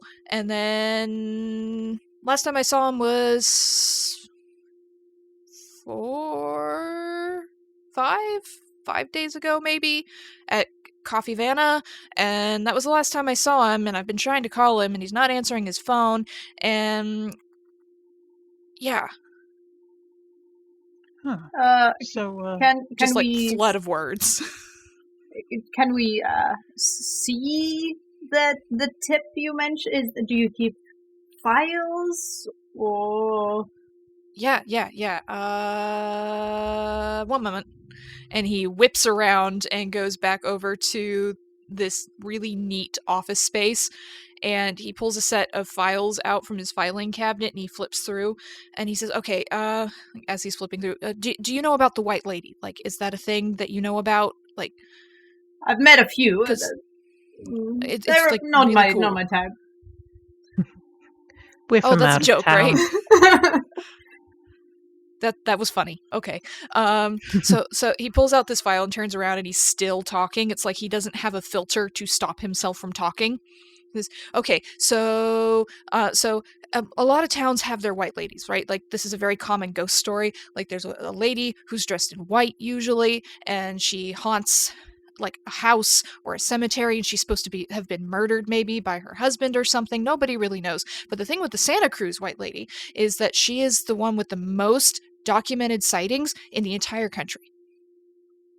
And she usually haunts this old house up by Ocean Street, although sometimes she's seen down near the Pajaro River, and sometimes she's just wandering around on the street. And he pulls out a few black and white photos, older ones. They look to be about 100 years old, and he pushes them over to you. It's just old pictures of this blurry sort of shape. You can see what looks like maybe a bit of a human outline, but disappearing into the trees.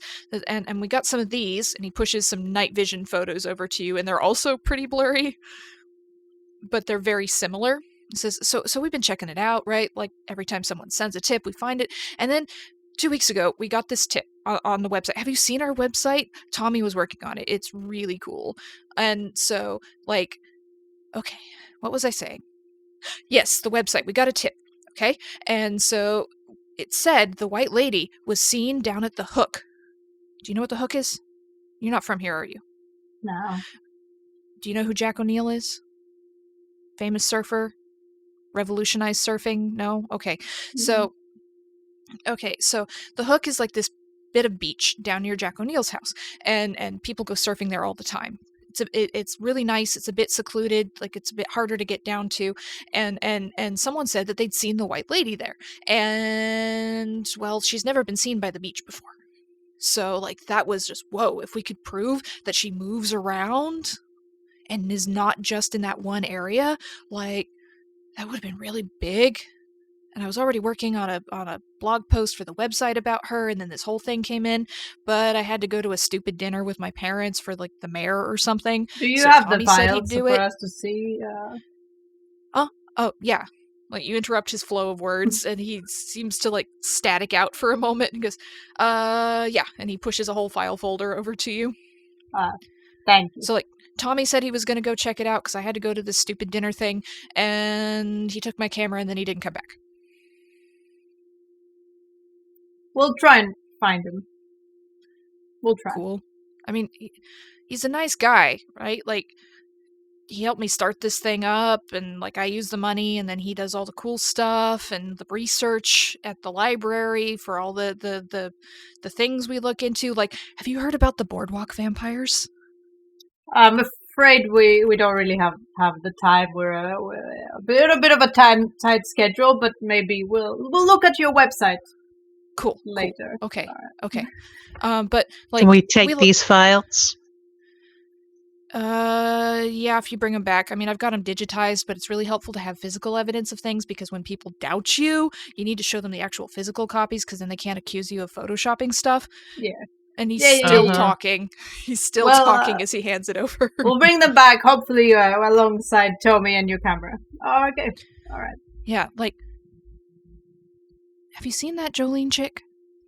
Oh, is she the white lady? I mean, unless Tommy's hooking up with a ghost, I don't think so.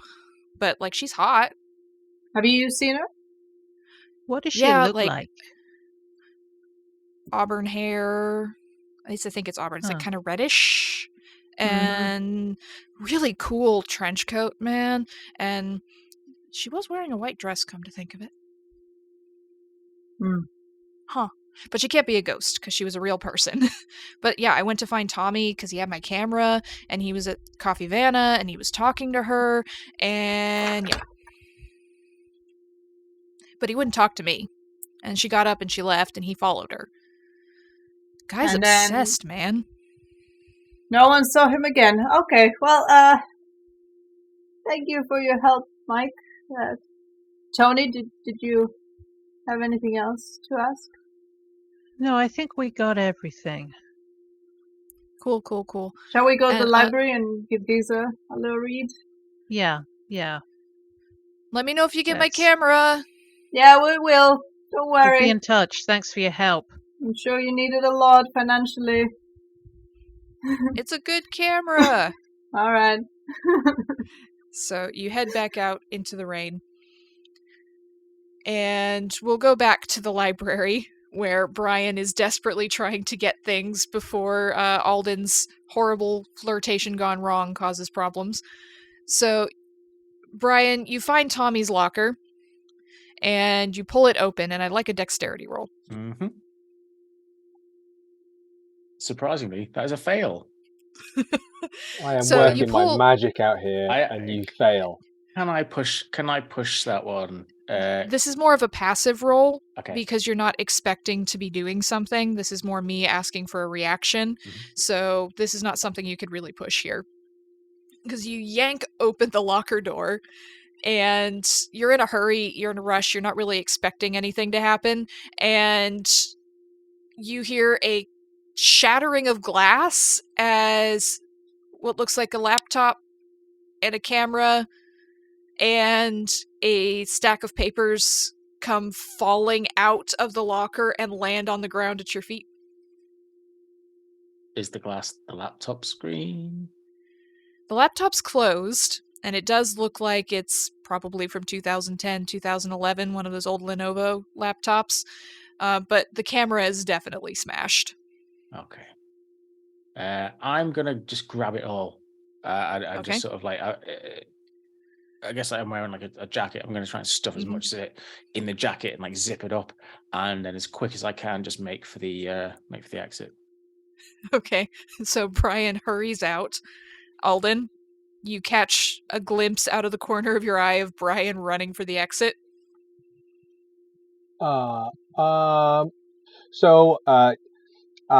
Thank you for the time and the interest. I'm just going. Can I come back to the library, or is that? Campus security? I'll go. Yes. I'm going. I'm. Take care. Be well. And I'll just kind of jog awkwardly out, realizing I'm still probably quite covered in mud in my quite fancy kind of jacket and things. So I'm kind of just knocking off dry mud as I leave as well, which is just scattering all over the floor.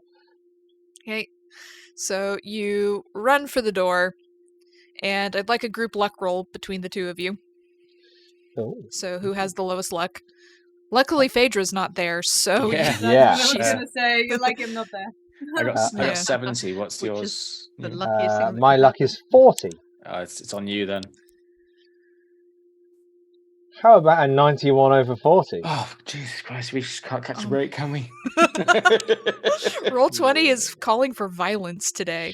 Shouldn't have- Okay, Yeah. so you run for the door and you head out just as you see a campus police vehicle pulling up into the parking lot. Oh, Brian, you go that way. I'm going this way. And in the most natural and completely blending into society, I take the most ridiculous quick steps and literally put the hand up to the side of my face and walk like really Because that's not quickly. suspicious at all. Exactly, but I just I it's that child thing of covering my eyes so you can't see me, and I just Mhm. walk away from the police car. And as he does that, I waddle with my jacket full of laptop and camera and all kinds of stuff. I waddle as discreetly as I can towards the car that we came from. Okay, so you split off in different directions as the campus police head up the steps. Alden, give me a spot hidden as you're circling around towards the car. That is a hard success, a 15 over 35. Come on. Okay, so as you circle around, you go past a lamppost that has, things tacked to it like affordable lawn care, call this number, looking for Spanish tutor, call this number, and so on. But the main thing that sticks out to you is a white poster. Not quite poster, but it's been laminated and so on, so it doesn't wash away in the rain. And it just says, "Have you seen this woman?" at the top. And the reason it catches your eye is because the picture in the center looks very much like a picture that you just saw a couple hours ago on Dot's phone. She's dressed differently, but the long auburn hair, the pale skin, the slight hint of a smile. She's wearing a UC Santa Cruz t-shirt. It says "Go Banana Slugs" on it. And she's smiling. She looks very calm, but it says Lorena McKennett, missing August 14th. Last seen wearing blue jeans, blue trench coat, down near the Pajaro River. If you have any information, please call Jake at, and then it gives a local phone number. Can I just rip this off the lamppost and take it with me? Yeah. Absolutely. So you rip it off the lamppost and you circle back to the car. Yeah. You probably shouldn't stay around here very long. And I just signal to Brian as I close in on the car. Just Brian, a picture, number to call. I just get in the car. We need to find the others. They need to see this. There's this is her, and there's a number for Jake. Shall I call him? Yeah. Just call a number. Okay. I'm just sort of trying to stop all the laptop and gear just falling out the back of my jacket. I'm just like, just call you know what to call me. I'll text Tony and Nico just kind of saying, where are you? Leaving library, all fine, in brackets, really successful. And I'll send that, and then I'm going to call Jake. Mm-hmm. So, Tony and Nico, you get this text from Alden and Brian. It sounds very much like the Han Solo, "We're fine, everything's fine, how are you?" kind of vibe. 100%. But you do get this text message that they're leaving the library. Do you have a place that you are meeting up since you are leaving the library? Do you tell them where to go, Alden? Since Brian's driving and shouldn't be texting? Meet at Coffee Vanna. Coffee Vanna? Coffee Vanna. Coffee Vanna. Yeah. All right. So you send that text, Tony. or to Tony, and so you two can put in into the GPS where to go. Coffee Van is down on 41st Street, which is actually pretty close to the Hook when you look at Google Maps. Very close. So you head off in that direction, and Alden, you call Jake. The phone rings for a moment, and then you hear a tired, gruff voice on the other end saying, Jake Smith, how can I help you? Hi, Jake. This is my name is Alden. I'm a doctor. I'm a psychiatrist. But I'm calling about the poster that you put up. I saw it at the Santa Cruz, the university. Oh, Lorena, have you found her? Do you know where she is? Not quite found her, but I have found people that have seen her, I believe. And I've got it on speaker so Brian can hear as we're driving as well, in case Brian wants to say anything. We believe, I believe, we are tracking down someone that might be with her, and we were wondering maybe if we could meet, we could talk. You could meet us. It might help us track her down. I gotta work tonight, man. I can meet you tomorrow, maybe, but you think she's still in town? I do. There was someone I met earlier today, who I believe has seen Lorena recently. Yeah. Oh God. Okay. Look, I'm night shift at a care home. I can't leave the kids alone. But listen, last I saw her, we were having a picnic down by the Pajaro River, okay? And she was getting ready for school to start up again in a couple weeks. She seemed like she was in a good mood. We were having a good time. And then she said she was going to take a walk while I cleaned up food and everything. She walked down in the direction of the river. She disappeared into the trees. I heard her laughing, and I never saw her again. Okay. I went to the cops. They said there's no case there, that she's just a student and she probably went off with a guy or is having a major 2-week hangover somewhere, and that's not her. She doesn't drink. She doesn't do drugs, not even weed. Like, she won't even take an edible. Okay. Yeah. Okay? Jake, I'm going to ask you a strange question now, and I need you to just answer without it might not mean anything, but it it might mean everything. Do you know a Jolene?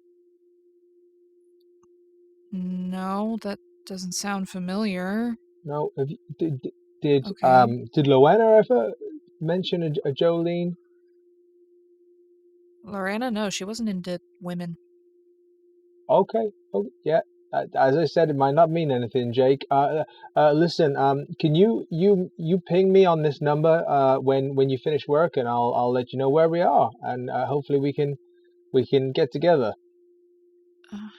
Yeah, sure, man. Well, thank you very much for your time. I'm looking at Brian as if to kind of be like, is there anything else I need to say? Is there anything we... Brian just shrugs and is trying to sort of dodge people who are pulling out terribly, and he's cursing at the drivers in Santa Okay, Cruz. Jake, you have a lovely day now. I hope you find her, man. You too. I mean, yeah, we will. And he hangs up, and you can continue your drive down towards Coffee Vanna.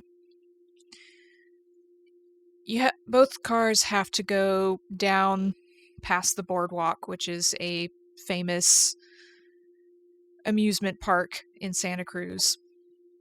You can see the waves of the massive roller coasters with the ocean in the background. The boardwalk sits at the edge of the beach. It's quiet. The rain is getting harder. It's dark.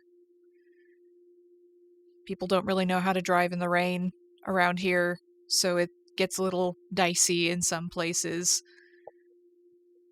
but you're all kind of lost in your own thoughts in your two separate vehicles as you drive.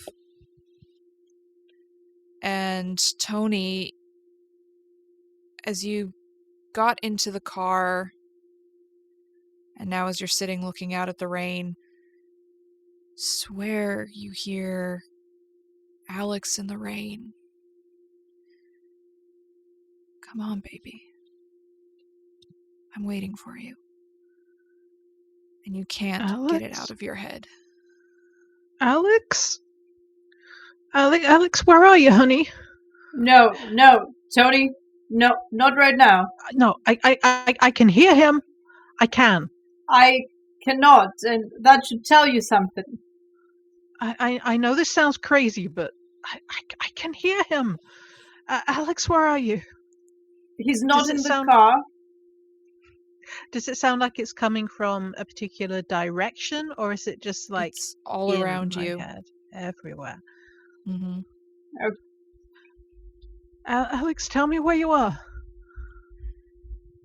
If you can Come on, hear Tony. him, he's not here. We can't see him. I can't hear him. Where's he coming from? Is he in the trunk? Should we get out and check the trunk of the car? Listen, don't talk to me like I'm crazy. I know I can hear him. I know he's here somewhere. Hey, he might be nearby, but we have to keep looking if we're gonna find him. We can't just stay here and, we have a file that might lead us to him. Yeah, you're right. Alex, I'm coming. I'm coming, honey, okay? He's coming, Alex. You hear him? So, Alden and Brian, you get to Coffee Vanna first. It's difficult to find parking. You have to drive around a little bit because everyone parks on the street. You actually have to park in the parking lot for a burger joint a little bit further down the street. And then Tony and Nico, you pull up a little bit later.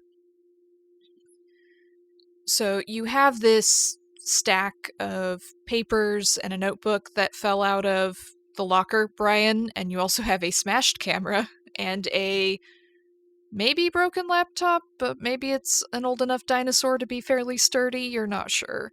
So do you go to the coffee shop first, or do you all take a look through these papers and notes and things? I think Brian would probably go to the coffee shop to sort of set up and get a bit of light and get dry and look through what he's got. Okay. It's just to ask about the camera. Is the camera a film camera or is it a digital camera? Give me a luck roll. Ooh, I'm good at luck. I hope. That is a success. Okay. It is a digital camera. There we go. So it should be pretty easy to, even if the camera's smashed, get out the SIM card and plug it into the computer, assuming the computer works. Okay. All right, so you go into the coffee shop, and it's at this point getting on close to 8:30, and the sign on the door says they close at 9. So when you all walk in, you see the very tired-looking barista behind the counter shooting you a, "Oh, really? Really?" kind of look. She's got long blonde hair pulled back in a ponytail. She's wiping down the counters, but as you go in, she says, "Welcome to Coffee Vanna. How can I help you this evening?" I tap Alden on the arm and say, "Hey man, you're the one who does all the talking. Go get us a couple of coffees." And Yeah. I'm just going to go to a table and start rummaging through the laptop, the notebook, the camera. Okay. You go plug in. The shop is really nice in a hipster sort of way, with you can see some of the pipes in the exposed walls, and there's macrame, and all the chairs have those really low wooden backs, make it look really hip, but are extremely uncomfortable, and the tables are metal. But you get set up and plugged in. There's free Wi-Fi, you can put in the password, and you can pull out the SIM card and plug it in. Okay.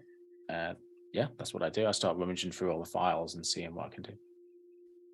Okay. So Tony and Nico, you come in. You see Alden going up to the barista. Tony and Nico, because you're coming in next, you can give me a spot hidden roll. Okay. Oh, yes, that was a critical. I rolled a 1. Yes, Wow. Tony is really het up by everything that he's Mhm. experienced, and he's just, the adrenaline is going, and he's like, his vision is super, super sharp. And Tony, you're thinking about Alex, and you're still trying to hear and see if he's actually around. And so you're not paying attention to the barista or anyone else when you go in.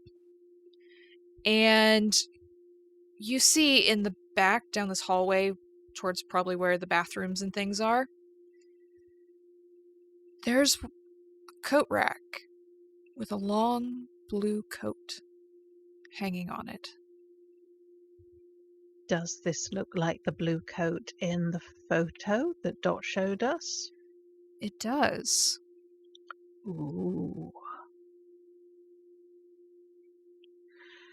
And very quietly, he will just kind of touch Dr. Nico on the elbow and just flick his eyes towards the coat.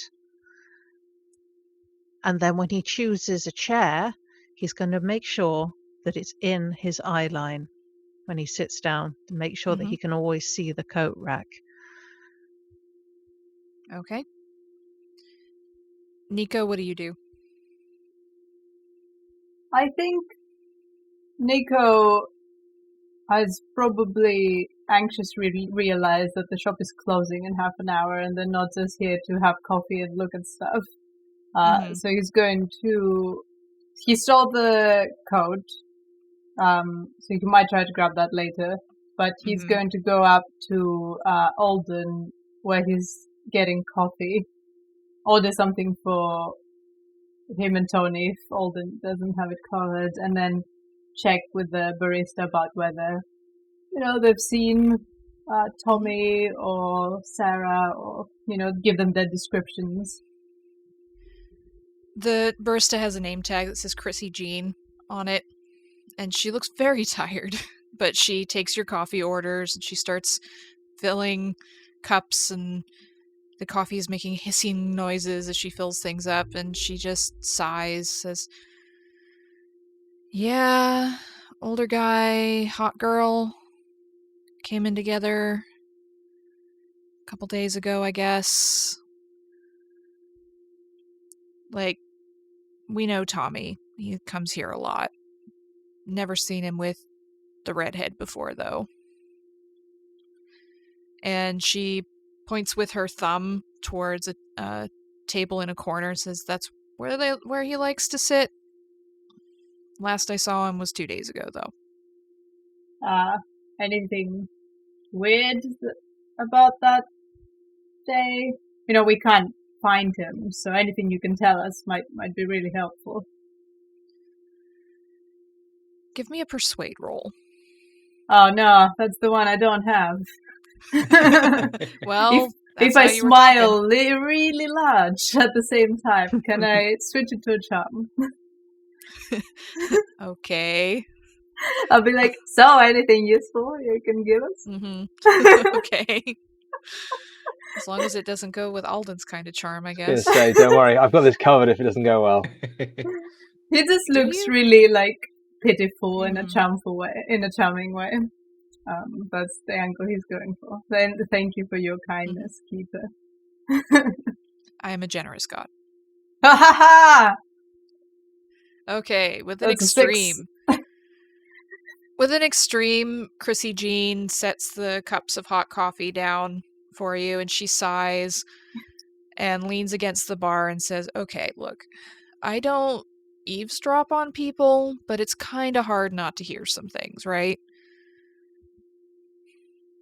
She was just sitting there. She looked kind of aloof, remote. Real good-looking girl. Like, I'd tap that in a hot minute. That's all I'm saying. But Tommy seemed kind of agitated, okay? Like, he was shaking a little bit, and he was saying, "Don't go." And then something like, "Don't leave me, and I love you."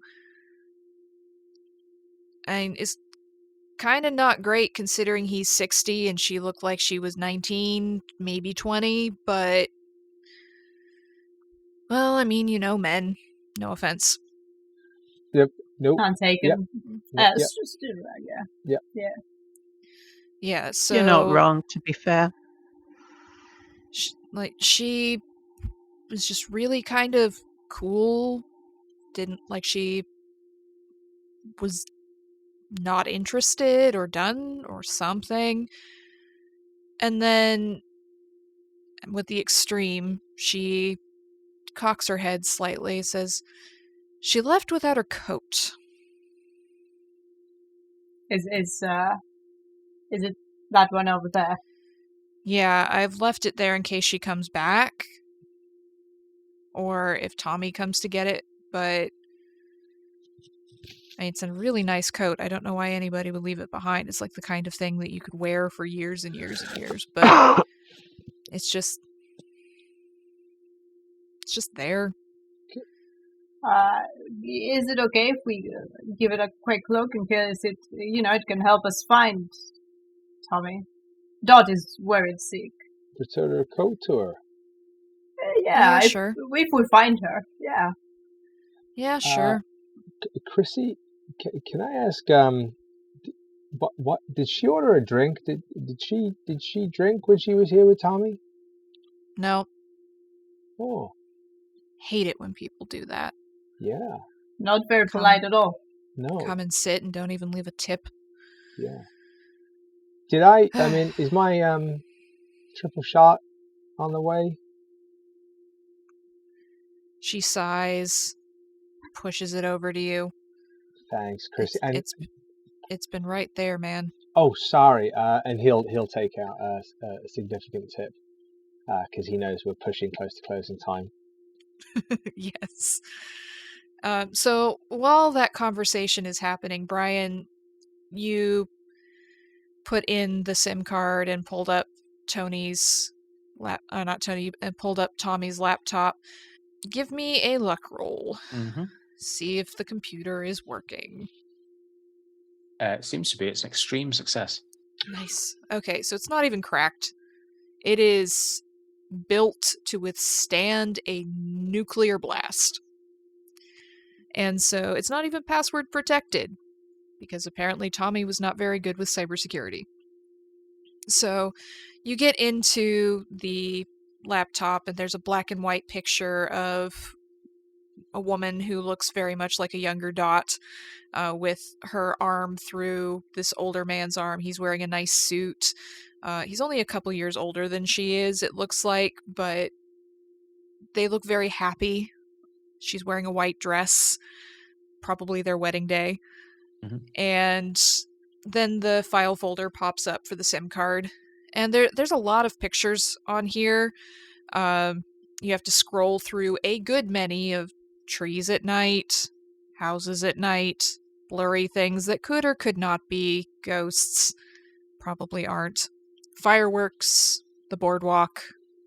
And you finally get to the most recent set of pictures, which is from 2 weeks ago, according to the stamp from the card. And there's only a couple pictures here, only a few. And there's a couple of what looks like establishing shots of a bit of a rocky, maybe cliff. You can see the ocean stretching out beyond it. It's like an overlook. And a large tree at the entrance to a path that looks like it goes down. Just a few shots at different angles.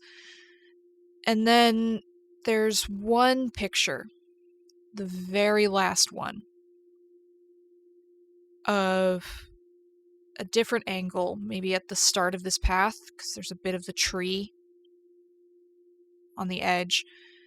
And you can see this path going down towards a beach.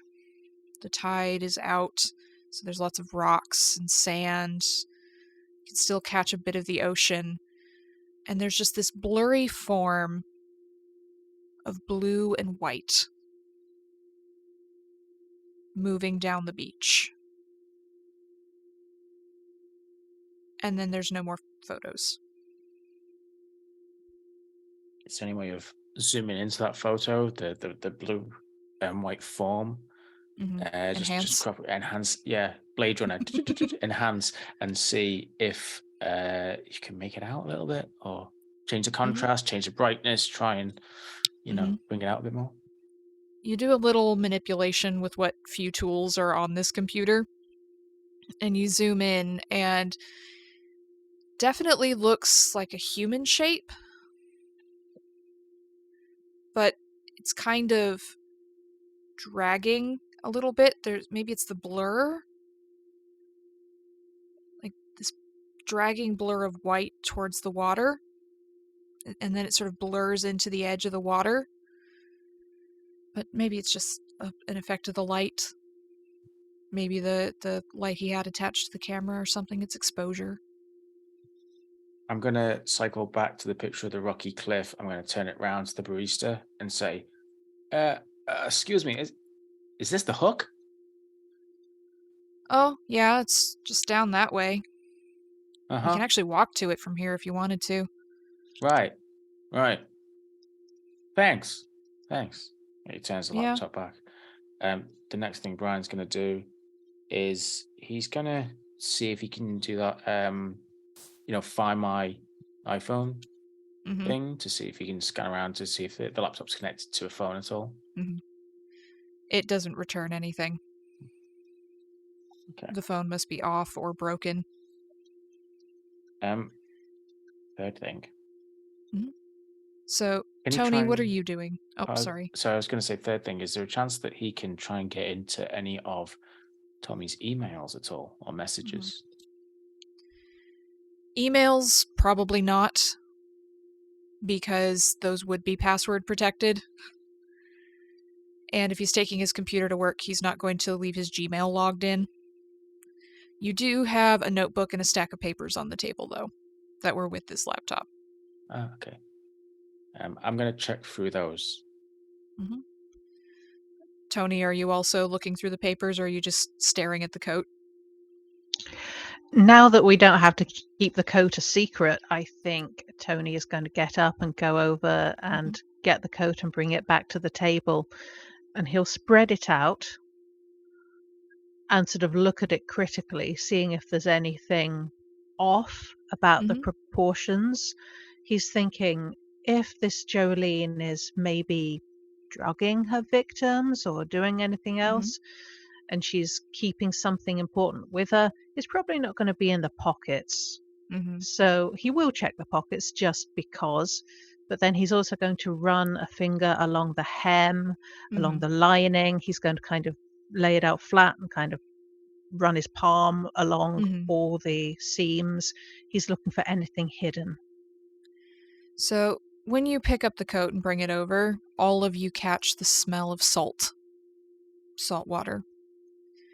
And there's a bit of stain along the edge of this coat. Water stain, it looks like. And sand along the edges. You slip your hand into the pocket, and you feel something soft, like fabric. You pull it out, Tony, and you remove from this pocket a blue and white kufi prayer cap that you know all too well. And he looks absolutely terrified for a moment. This is his. This was Alex's. He never took this off. I think that's a SAN roll for you. Absolutely. Absolutely horrified, poor boy. Oh no! So you're going to lose the full 4 on a fumble. Fumble is max loss. Put the coat on. Put the coat on. You are now Jolene. You believe yourself to be Jolene. Tony. It scans hands and everything. Yes. does. Yes, he is. He is now Jolene Tony. Jolene. So Tony. keep track of when you hit your 1/5, when you've lost 1/5 of your Okay. starting sand, because that will be important. But Ooh, lovely.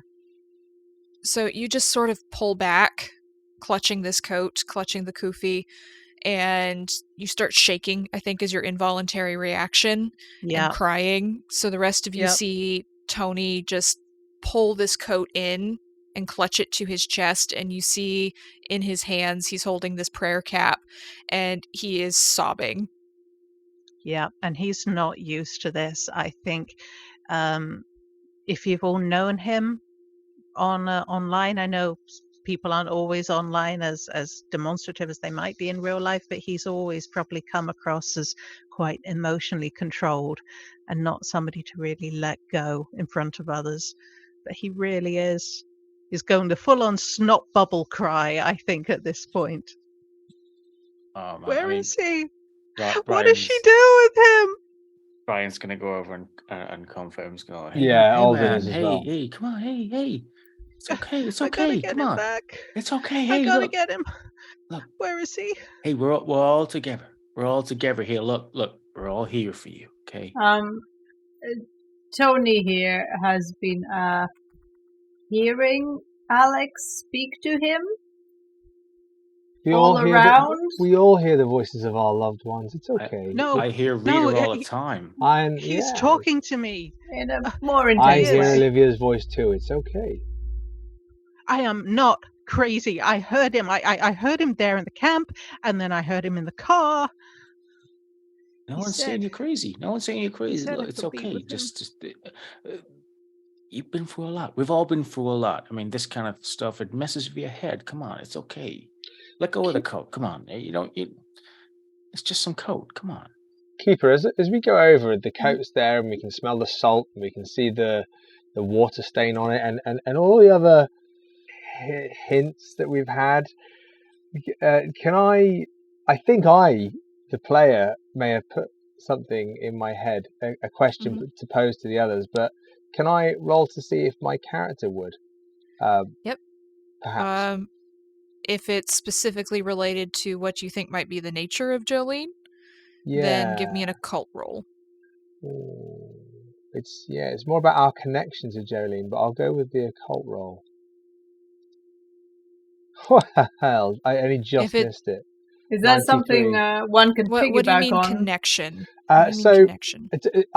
Can I say it, and then you can tell me whether. So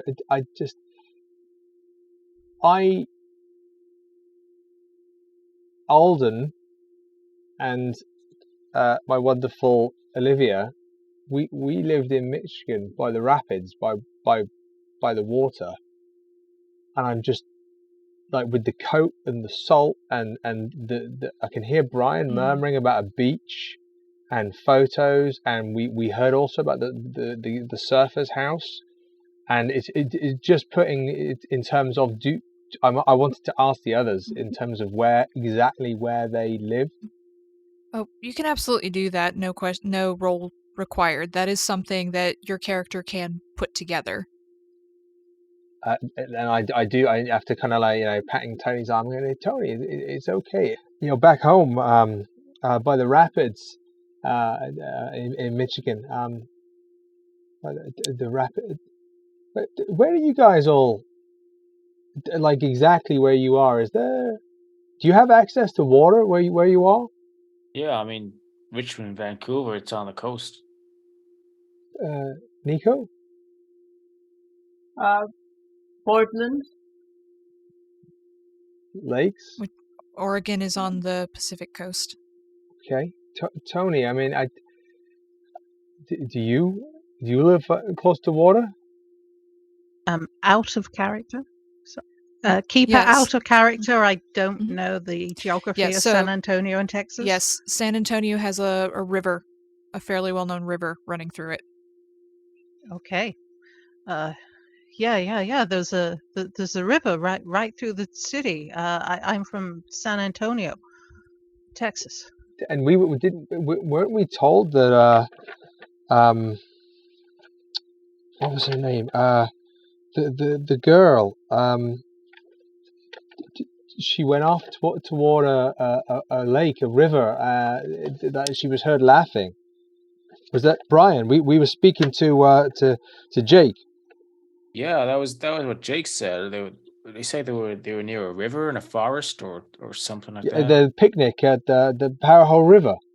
She went to the river, and that was the last he saw of her. They heard her laughing, and she disappeared. Yeah, and Sarah, she was in Washington State, right? I mean, that's on the coast. And Tommy went to the Hook. And yeah, I mean, Brian, that's the You know- coast. Just points out the window. You know, when I was a kid, my abuela, she always used to tell me, you don't play by water, because the white lady, La Llorona, she'll come get you if you play by the water at night. but the white lady. That can't be right. La Llorona, she cries. She's by the water and she cries. Can I roll an occult, please? What are you specifically trying to figure out? So anything I would have come across that involves water, women, people disappearing by the water, Yep. women relating. So roll occult for me. Wow. I haven't leafed through the material notes? yet. Mm-hmm. Can I push it by like You Paper can. using cut. the notes to You try can. and jog my memory? Okay. It'll be very funny if you fail. Thankfully not. Okay. So you're trying to make some connections here, Nico. You're thinking about all the things you've studied and you've read, and there's something that strikes a chord that you can't quite place, maybe because you're so tired and you're so anxious and stressed, and this whole situation is causing all these memories. So you start absent-mindedly flipping through these papers of Tommy's, just trying to give yourself something to focus. And as you do that, your attention is suddenly fixed on them, and you suddenly really laser focus. Some of these papers are photocopies from a book that appears to be called Legends of the Pacific Northwest. And you quickly scan through it, and it's helping you remember things. As the book appears to be talking about, just based on these photocopies of random pages, about when the Scottish and Irish immigrants came west in the Great Push. And how when they came on the railroads or for the gold rush or just to escape the racial tensions, particularly Irish immigrants from Boston and New York, they brought their legends with them. And their stories, you know these fairly well because this is your area of study. These Celtic legends and how they morphed in American folklore. There's notes that Tommy's written here about Selkies, these creatures of the sea, mostly women, sometimes men, who could walk on land by removing their coats, their sealskin coats. And men would often trap them and take them as wives by stealing their coats. And a Selkie could only return to the sea by finding her coat and taking it back. And then there's a note further down about, in Tommy's handwriting, you assume, because it's definitely not from the book itself. Mermaid? Question mark. And then further down, sirens? Triple question mark. And then there's a note on kelpies, another form of spirit who would lure people into the water, sometimes looking to eat them, sometimes looking for eternal companions. And they would drown their prey. And the final thing you find in these photocopies is about Morgans. And this is where you have sirens, ! Written next to it.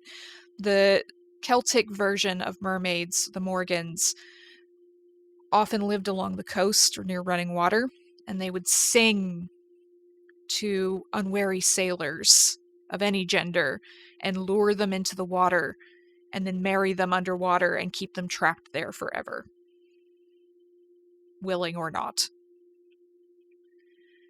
And Tommy's notes, his handwritten notes, are scrawled all over it, and you notice that they get more and more frantic.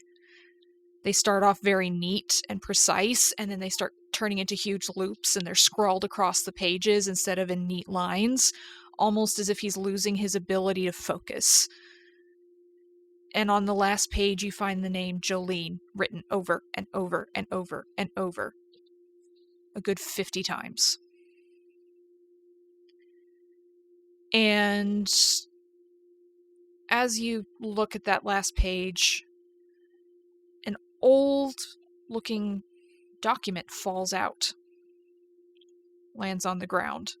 And your inner academic panics for a moment, because this looks like something that should not be out of a very, very temperature-controlled room in a library. Handout time. Nope, I don't do handouts. Okay, not handout time. So I will pick it up and look at it. Mm-hmm. It's written in Gaelic. Well, So good thing I know some. You can give me a Gaelic roll. It's very convenient. Mm-hmm. It's an older version, so it's a little more difficult for you to parse.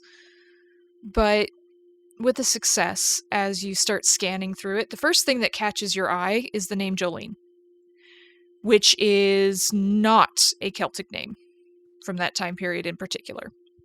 This looks to be maybe 13th century. It's old. And as you scan through it, while everyone else is comforting Tony, it appears to be a love poem. And it's a little difficult to piece it out completely, right? Because poetry is harder, especially when you don't know all the references, but you do manage to pick out phrases of adoration, of how beautiful she is, this woman the writer is speaking to, of how her voice is like the soft rain of summer. And then the very last line is, as close as you can translate it, I would drown my soul for her in the endless depths of her. That is a lot to convey to everyone else, but he's going to try and do his best. And then I think he will suggest, I feel bad for poor Chrissy. Should we go to the library? They said it's open all night. Maybe we should go and finish this research there. Oh, they're going to shut down. No, so. there was a thing. Someone, Brian, do you remember there was someone who was being weird at the library, and they called campus security? Brian? Yeah, I don't think Alden's going to be welcome back at the library anytime soon. But if I didn't But mean you said it was successful. you said it was a success. it was. I mean, I got the shit out of the locker, but I mean, the success. We can't go back. You guys, you can go back, or we can't go back. So you were the Alden- someone, I'm guessing. Alden, Maybe. give me a spot hidden roll as this conversation is going on. Still looking for my dignity, am I? That would be a 66 over 35. Okay. You glance out the window, and something's not right. You're not sure what it is. Something's not right out there in the rain, but you can't see anything. There's a lot going on, everybody. I'm just gonna take my coffee and just get a moment of fresh air. You okay? Yeah, it's a lot. Could I? What is it? Could I do a psychology roll to see if Alden's okay? Yep, give me a psychology roll. My pride is hurt because nobody thought I could flirt with the librarian. It's a fail, so maybe Mhm. that's why I assumed to be true. Yeah, you think he's just embarrassed because you mentioned his failure at the library, and he's suddenly self-aware enough to be embarrassed about this. So, Alden, you take your triple espresso outside, and now you don't need to roll because you went outside into the rain, which is getting harder. You can actually hear it plinking off the sidewalk and the cars around you. But you see, across the street, walking down the sidewalk, a very familiar figure. It looks very much like Tommy.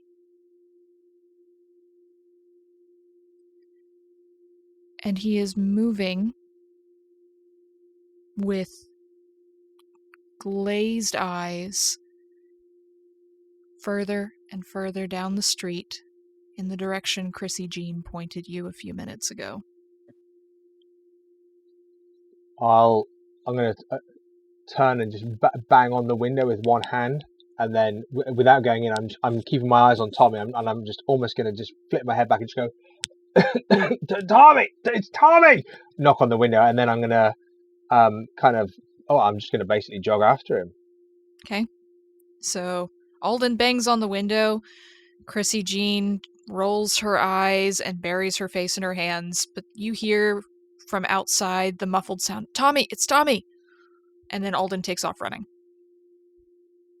Guys, should we go after him? I mean, it's he's saying it's Tommy. What? Yeah, let's go.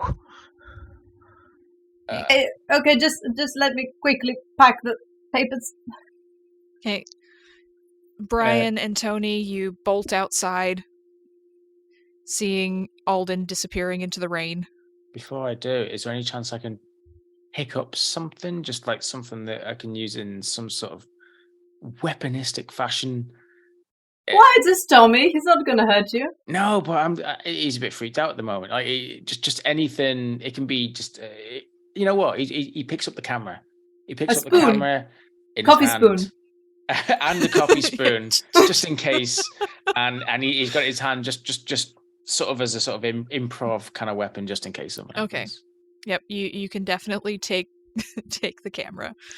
And so you run out with Tony. Nico, you hurriedly pack up all the papers, being very careful with that ancient poem. And you follow out just behind everyone else, just about a minute. But in that minute, as you come out the door, you also see someone walking down the sidewalk in a slow, almost shuffle, with this glazed expression on his face. As you see Cam walking without breaking a stride, even in the rain, in the same direction Brian, Tony, and Alden have just run off in. And he doesn't even seem to notice you as you come out the door. He's just walking slowly. And then there's 3 more people. They're walking in the street. They don't seem to be aware of the sidewalk. All with the same pace, the same glazed expression. There's a young man in a very cheap business suit that's falling apart. There's an older woman, graying hair, in a house dress that's barely holding together. Teenager, maybe 18. Looks a little bit better off than the others, but not much. And they're all moving in the same direction with the same gait. And Cam doesn't even seem to notice you. Cam! Cam! He's going to run up to him and try to grab him. You run up to Cam, and he doesn't even seem to notice you as you grab onto his shoulders. He just keeps moving in the same direction, and you hear him muttering, Jolene. I'm coming, Jolene. I would drown for you. No! Jolene. No! Stop! Can he slap him? You can. Not in a kind of causing Mhm. damage way, Yeah, more in a like snap out of You it. don't need to roll for it. You just slap him across the face, and he doesn't even react.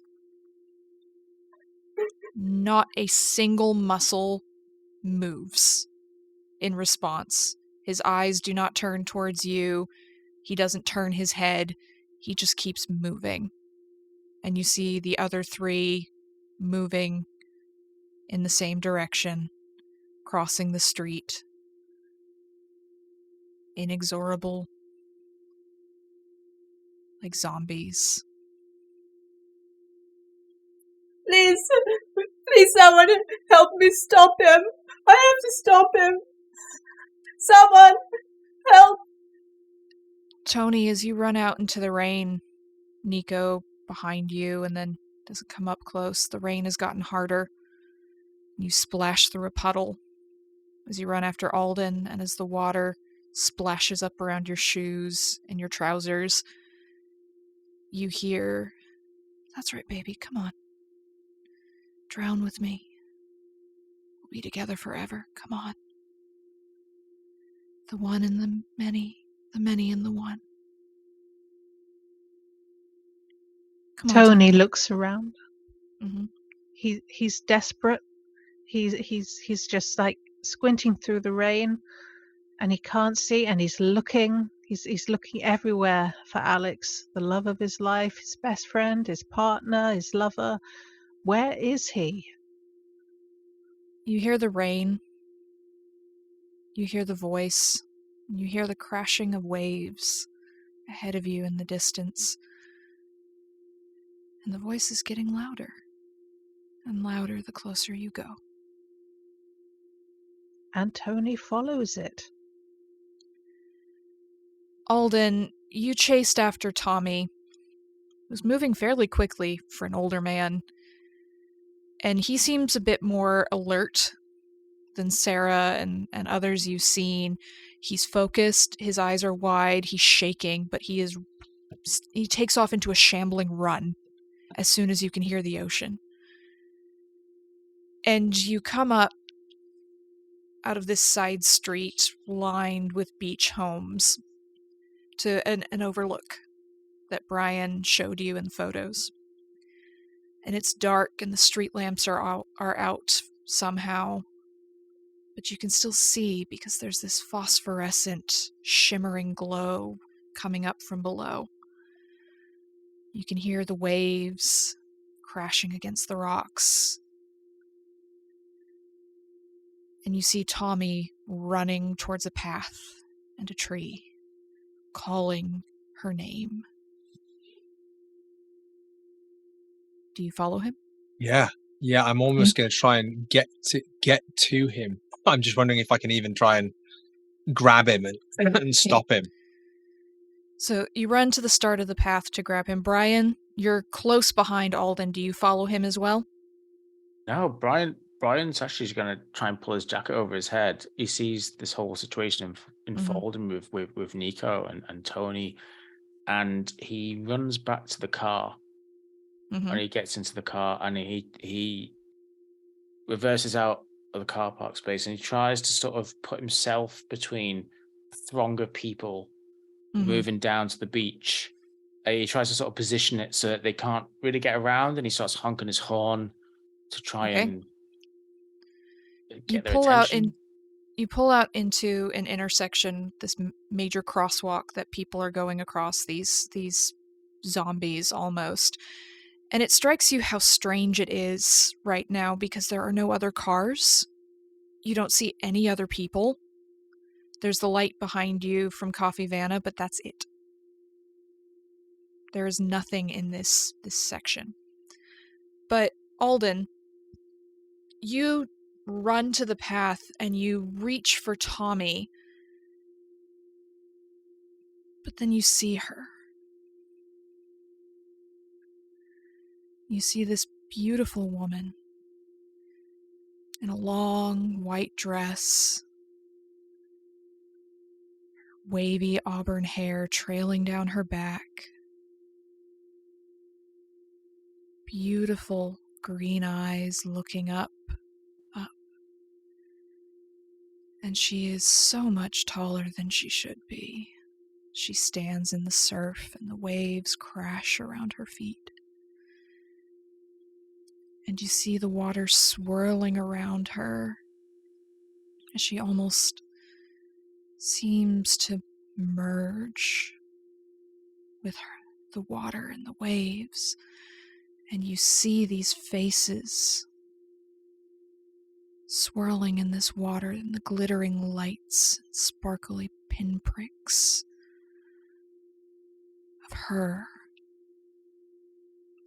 She becomes slightly translucent as the waves swirl around her, and you see the souls of the drowned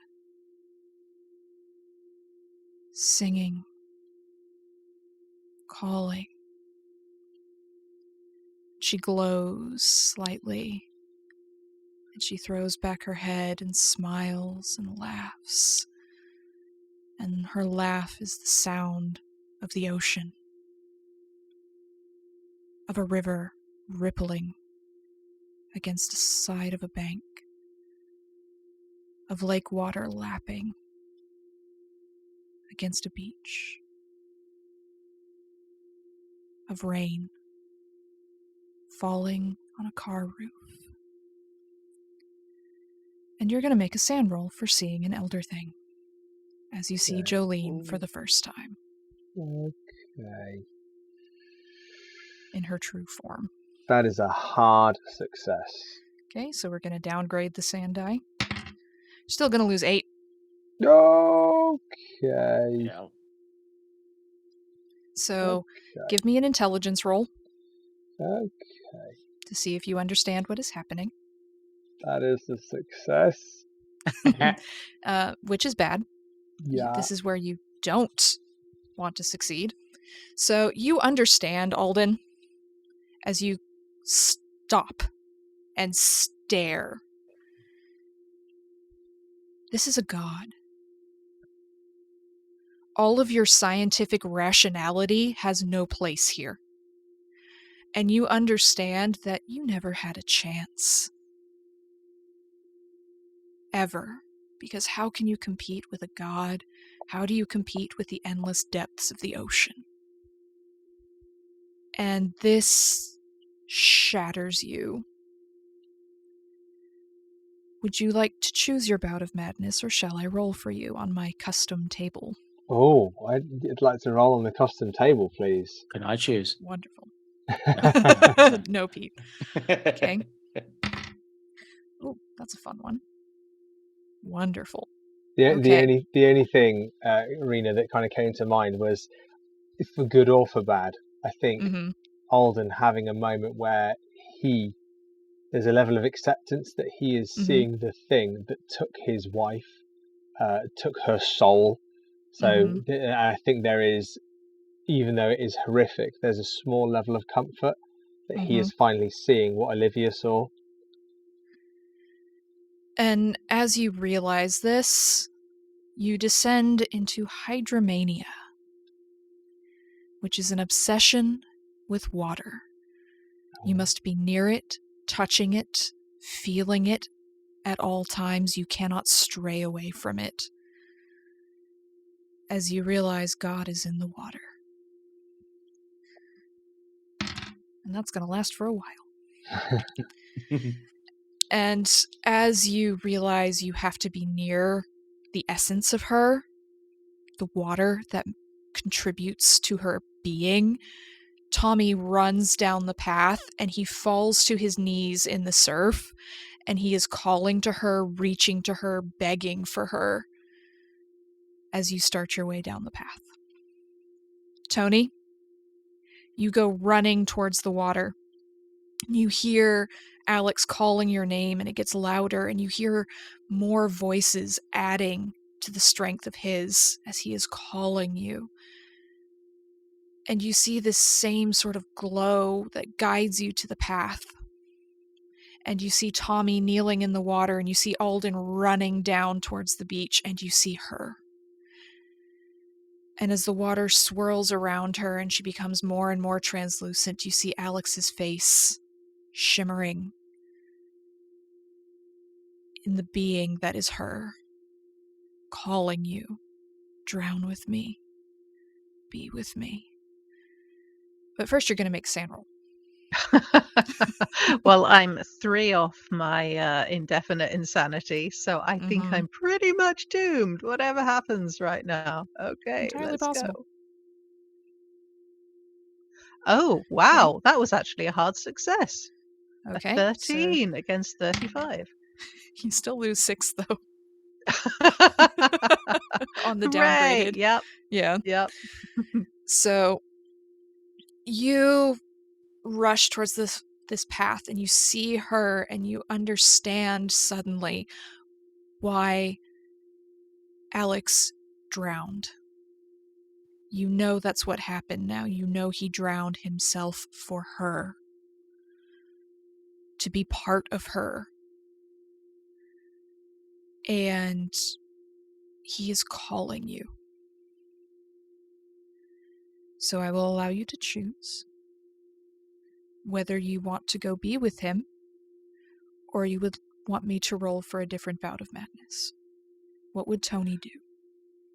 Well, I think at this point, given everything that's just happened, and the fact that he is holding this prayer cap in his hand, that he's almost never sees Alex without it when he was out and about, and he's just holding it tight in his hand, and he's clutching it to his chest, and then he walks into the water with his arms held out.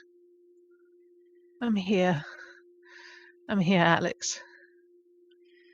As you walk into the water, let's switch back to Nico and Brian. Brian, you pull your car into this intersection, and you hear the rain hitting the ground, hitting your car. You see that these people don't even blink as they move around the back of your car and just keep walking. Brian, with your experience in emergency rooms and working in the hospital, it's almost like they're looking for a fix and they can't think of anything else. They are so single-minded in the pursuit of their addiction that they cannot stop, they cannot consider, they cannot think. And Nico, you try to stop Cam, and his skin is sunburned. He's walked through holes in his shoes. He's got the same malnourished look that Sarah did, and he shouldn't even be able to walk under his own power, but he is. And he keeps trying to push past you in the mindless sort of way a robot will just keep bouncing against something until someone moves it away from the wall. I'd like to try and push him in the car with Brian.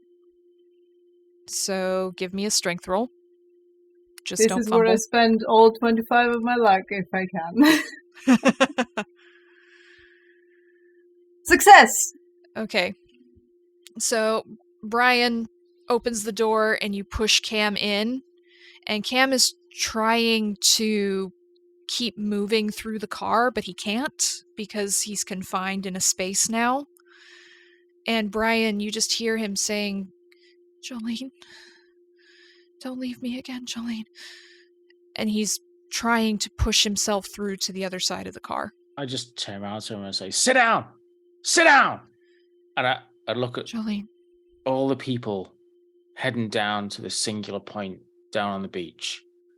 And he just gets into gear and he starts gunning it down the beach, following, not hitting anyone. He's following the people to see where they are going at full speed. So, Nico, you bounce into the car with Cam, who is still reaching out, as if they Locking have all no the control. doors as fast as possible. And you pull up to the hook, this little parking area on the cliff, and you see this glow, and you see these other 3 people moving mindlessly down the path, but they're moving faster now than they were before. And Cam starts thrashing and beating against the door, calling over and over for Jolene, beating his hands against the windows. You're almost afraid that he's going to break the window and cut his hands because he is calling for her. I sit on him, basically, just like this, like no. Well, I was going to turn to Nico and say, "Get him out! Get him out of the car! No, Get him he's out! going to die. I don't care. Get him out! I'm going to fix this. Get him No, out! drive away. I'm not driving away. I'm not driving away. Not after what this thing did to Rita." And tears well up in his eyes as he remembers his fiancée as she wasted away on his hospital ward. So we gotta finish this. Get out the car. She's going to down drown. The path, Brian? Are you heading down towards the path, Brian? If they get out the car, I will head down the path.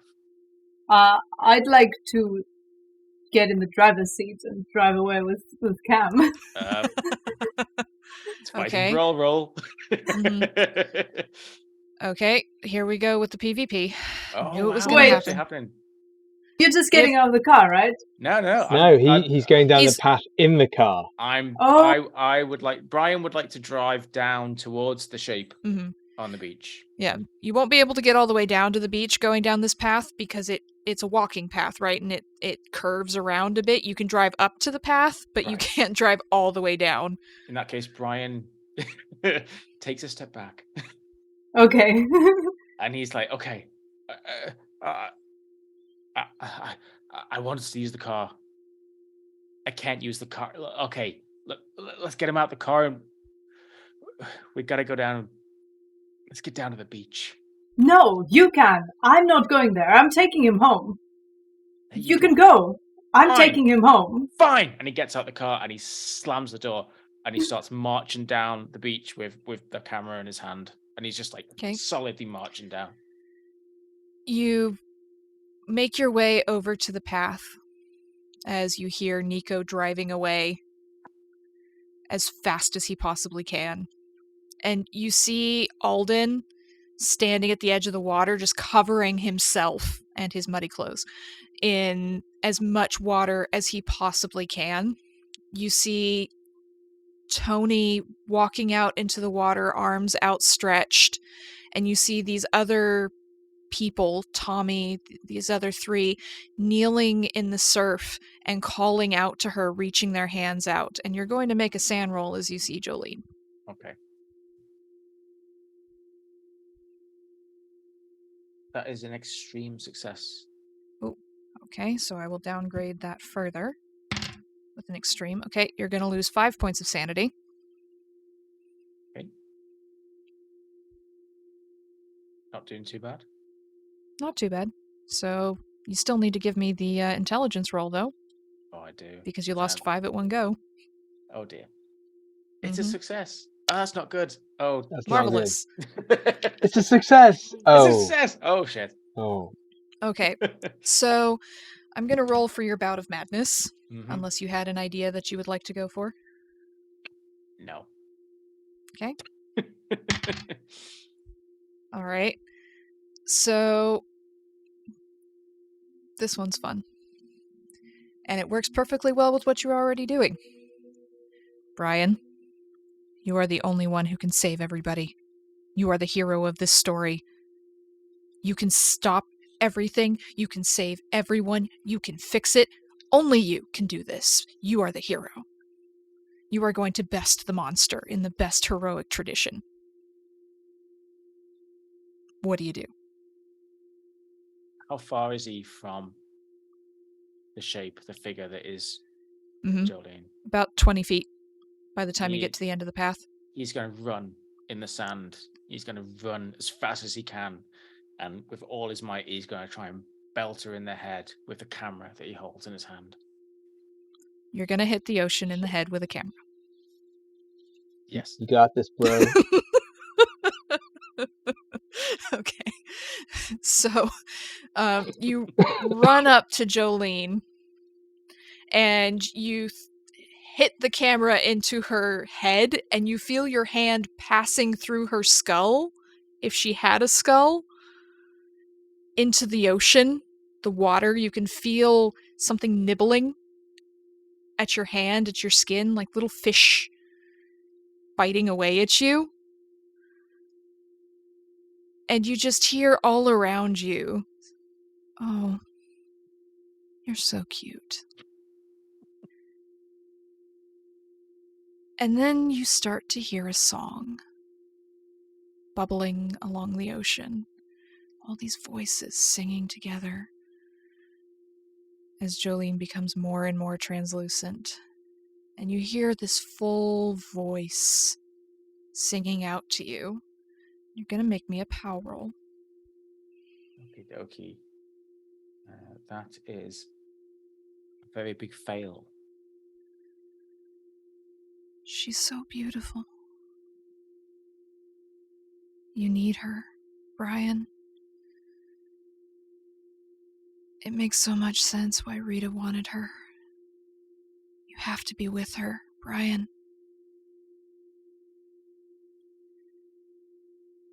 And she bends down as you stare up at her in absolute adoration.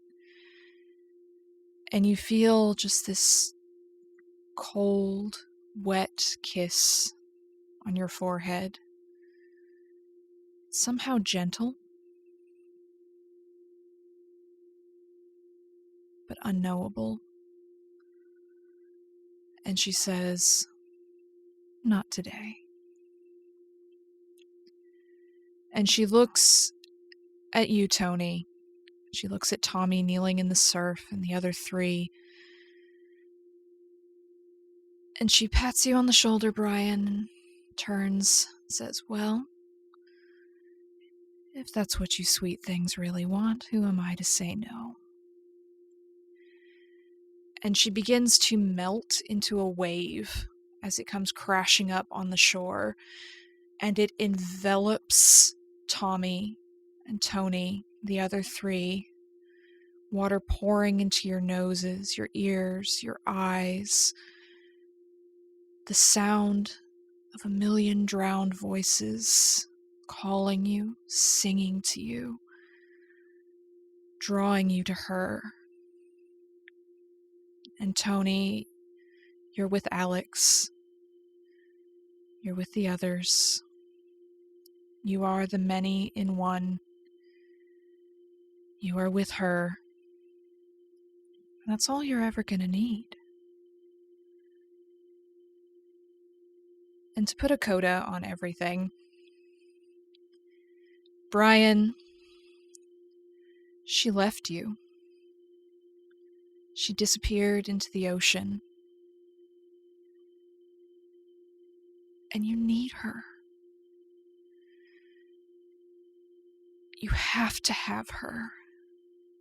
Her song never leaves your mind as you start walking, following the path of the ocean, down towards the Gulf of Mexico, seeking her song, unable to be too far away from it as you hear just bits and pieces every time you pass moving water. Part of her is there, but you need her the way Rita did. And you walk, and you walk, and you walk. Alden, you see Tony, Tommy, and the others disappear into the water as you surround yourself with it. But Jolene doesn't take you with her. And you go back to your practice, but you can't bear to walk those hospital wards anymore. You can't bear to look into the eyes of the hopeless and the addicted and the homeless, the ones who feel the same despair that you do.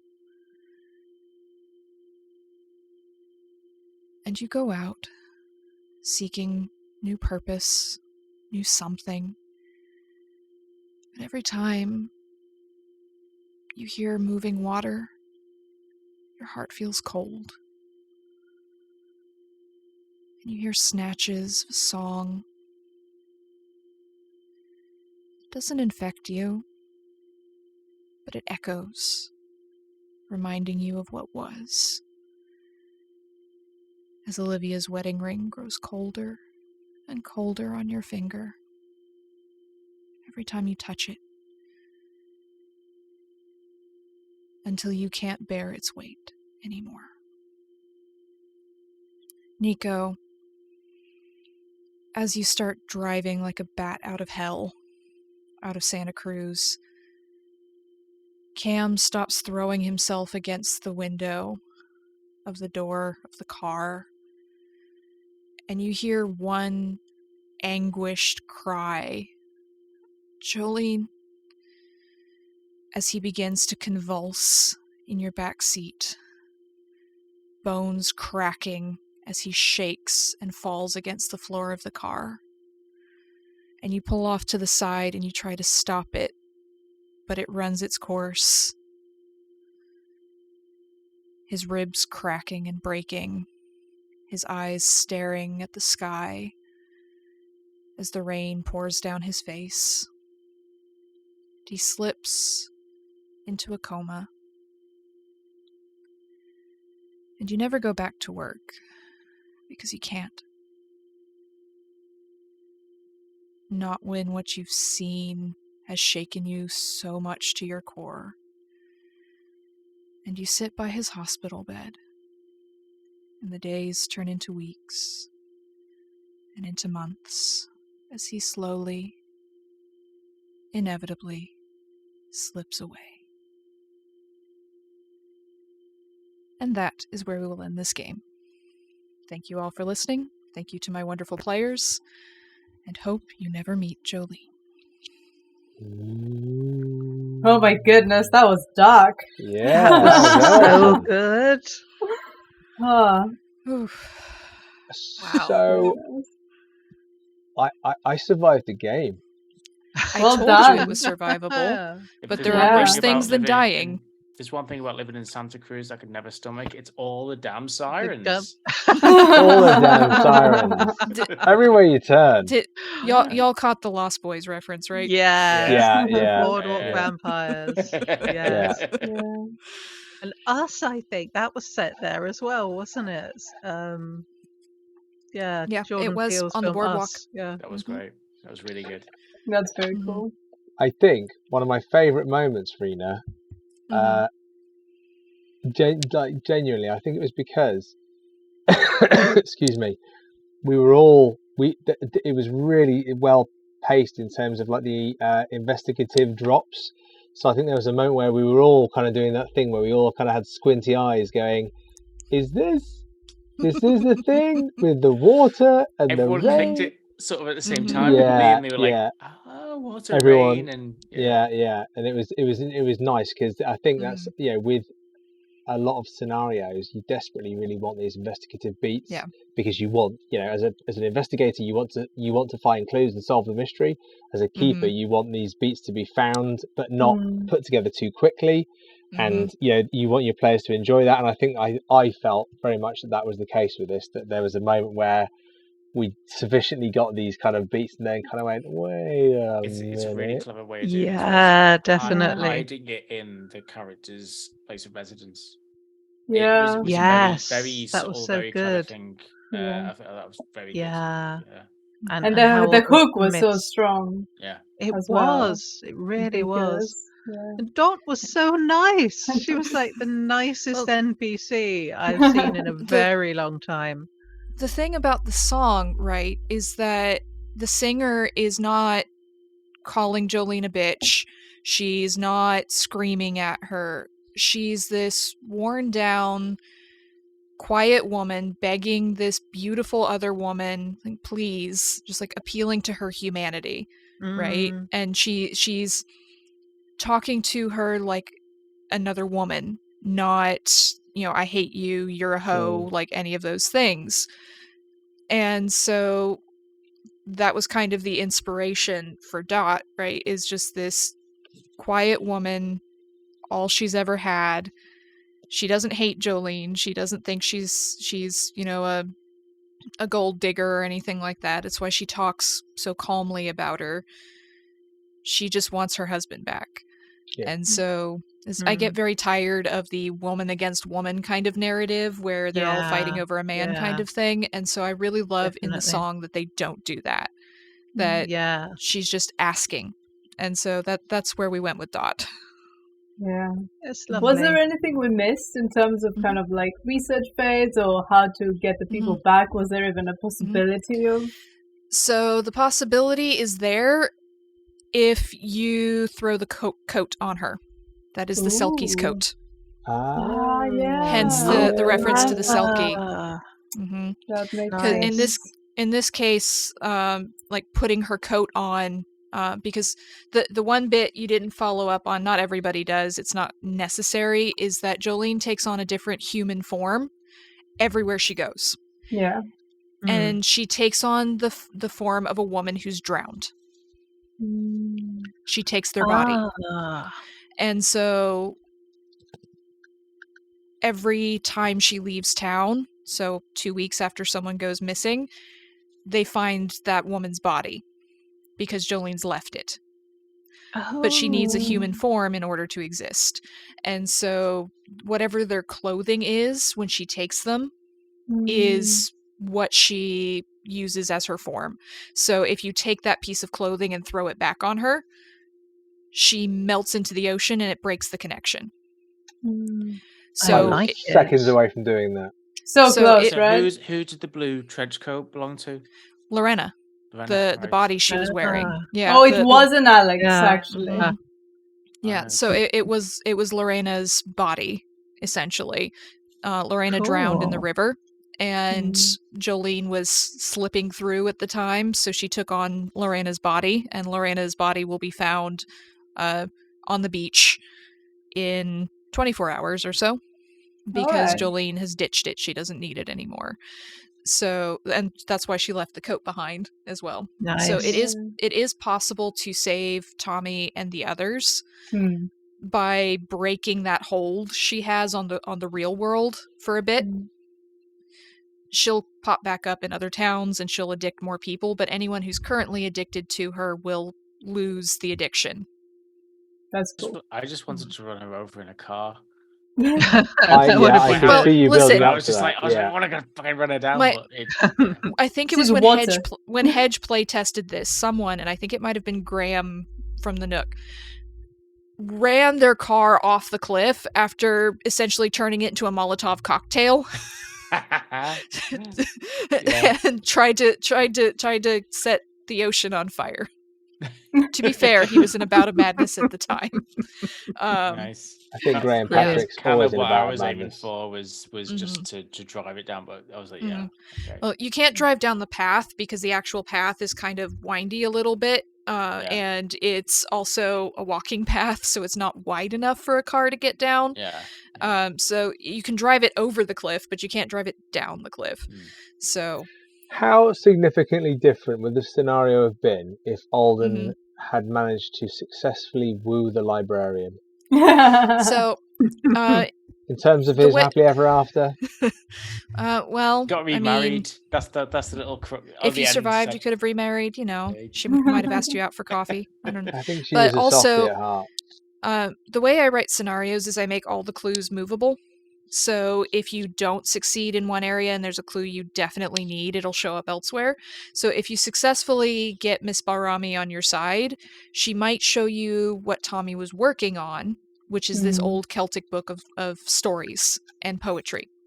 and you can find the actual poem there in the rare book section that he was working on. There's extra notes and things you get there that aren't 100% necessary, so you don't have them in this scenario because you didn't get into that section. But the poem and his main notes, I moved to the locker, so that you got those, because I don't believe in roll walling things. Yeah. So A little bit of So you're failing forward. yeah. Yeah. So there are other bits and pieces of things you could have found in the rare book section if you'd succeeded, but nothing that was 100% you must have this to understand what's going on. I really loved the use of the folklore and the mythology. That was all really interesting. Was it just a coincidence, or was there a deliberate reference to La Llorona as well? It's a deliberate reference. So Okay. my idea is that Jolene, being water, she's probably the reference point for a lot of water spirit legends. Yeah. Original mermaids, which Yeah. are closer to sirens, right? But also La Llorona and white ladies and like all of these other spirits and ghosts and legends associated with water are probably hosts that she's had or other elements to her, because she gets around. She's the ocean. But she can move through any running water, which is why all of your hometown locations are around running water. Was the book The Legends of the Pacific Northwest, was that the same book that was in Saturday the 14th? No. Because that one was in Maine, and Okay, that was there Lore you and go. Legends of Central Maine. That's on There the you other go. coast. As soon as I heard a Mythos book, I was like, wait a minute, Rina, wait a minute. A lot of my stuff is based on actual mythology because that's what I find fascinating. So you got like Native American legends from Maine, and this one is like specifically what the immigrants brought with them when they came west. Because there is a lot of legend and lore in the Pacific Northwest from Celtic immigrants, Scottish and Irish particularly, because they were chased out of Boston, they were chased out of New York. There was a lot of anti-Irish sentiment in particular in the mid-1800s, and so they started working on the railroads, or they went west for pioneering or a better life, and their stories went with them. And so that's what I built that bit on. And the thing with Jolene, if you don't mind me saying, because this is my favorite bit of this scenario, Jolene is not evil. She is not malicious. She does not want to end the world. She does not want to drive people mad or, destroy a city or anything. Humans are so far beneath her that she sees them as pets. So she thrives on their adoration the way your cat or your dog or your hamster or whatever loves you unconditionally. And then she moves on to the next one because she doesn't need you anymore. But it's Like, deep okay. evil. It's a deep evil ignorance. It's almost like a terrible evil because she just doesn't care. Because she doesn't know. Exactly. It's a very good character because I wouldn't abandon my pets they're in the a best different characters state. because there's no character that's like ha ha ha I'm evil. It's always the ones who are like they don't quite understand or they don't care. Oh, they think they're doing the right thing. Yeah, maybe she thinks she's giving them what they want. Yeah. That's why she lets them drown if they want to. Because then they just become part of her and they're with her forever. And she's, well, if that's what you really want, I'm not going to say no. But she's kind of doesn't really think about the fact that when she leaves, anyone who doesn't follow her or drown is so addicted to her that they die. It's very Old Testament biblical as well. If you don't follow me, then hey, go fuck yourself. That's basically the Old Testament with God. Yep. You know what I mean? It's like, well, and that's why Alden survived. He had his pet armor. Well, yeah. He was a pet. He was the pet. Yeah. It was nowhere on the ark, and all the animals on the ark had pet armor, and it all went down. Yep. Shall we say a lovely thank you to everybody who stayed on to listen to all these wonderful little trade secrets at the back end of the scenario? Rina, thank you so much for running this for us. Absolutely superb. Thanks for having me. Always. Pete, Lydia, Phaedra, always a pleasure. And we will be back. That is a threat and a promise. Thank you very much, everybody. Bye. Bye. Bye. Bye. Bye. Bye.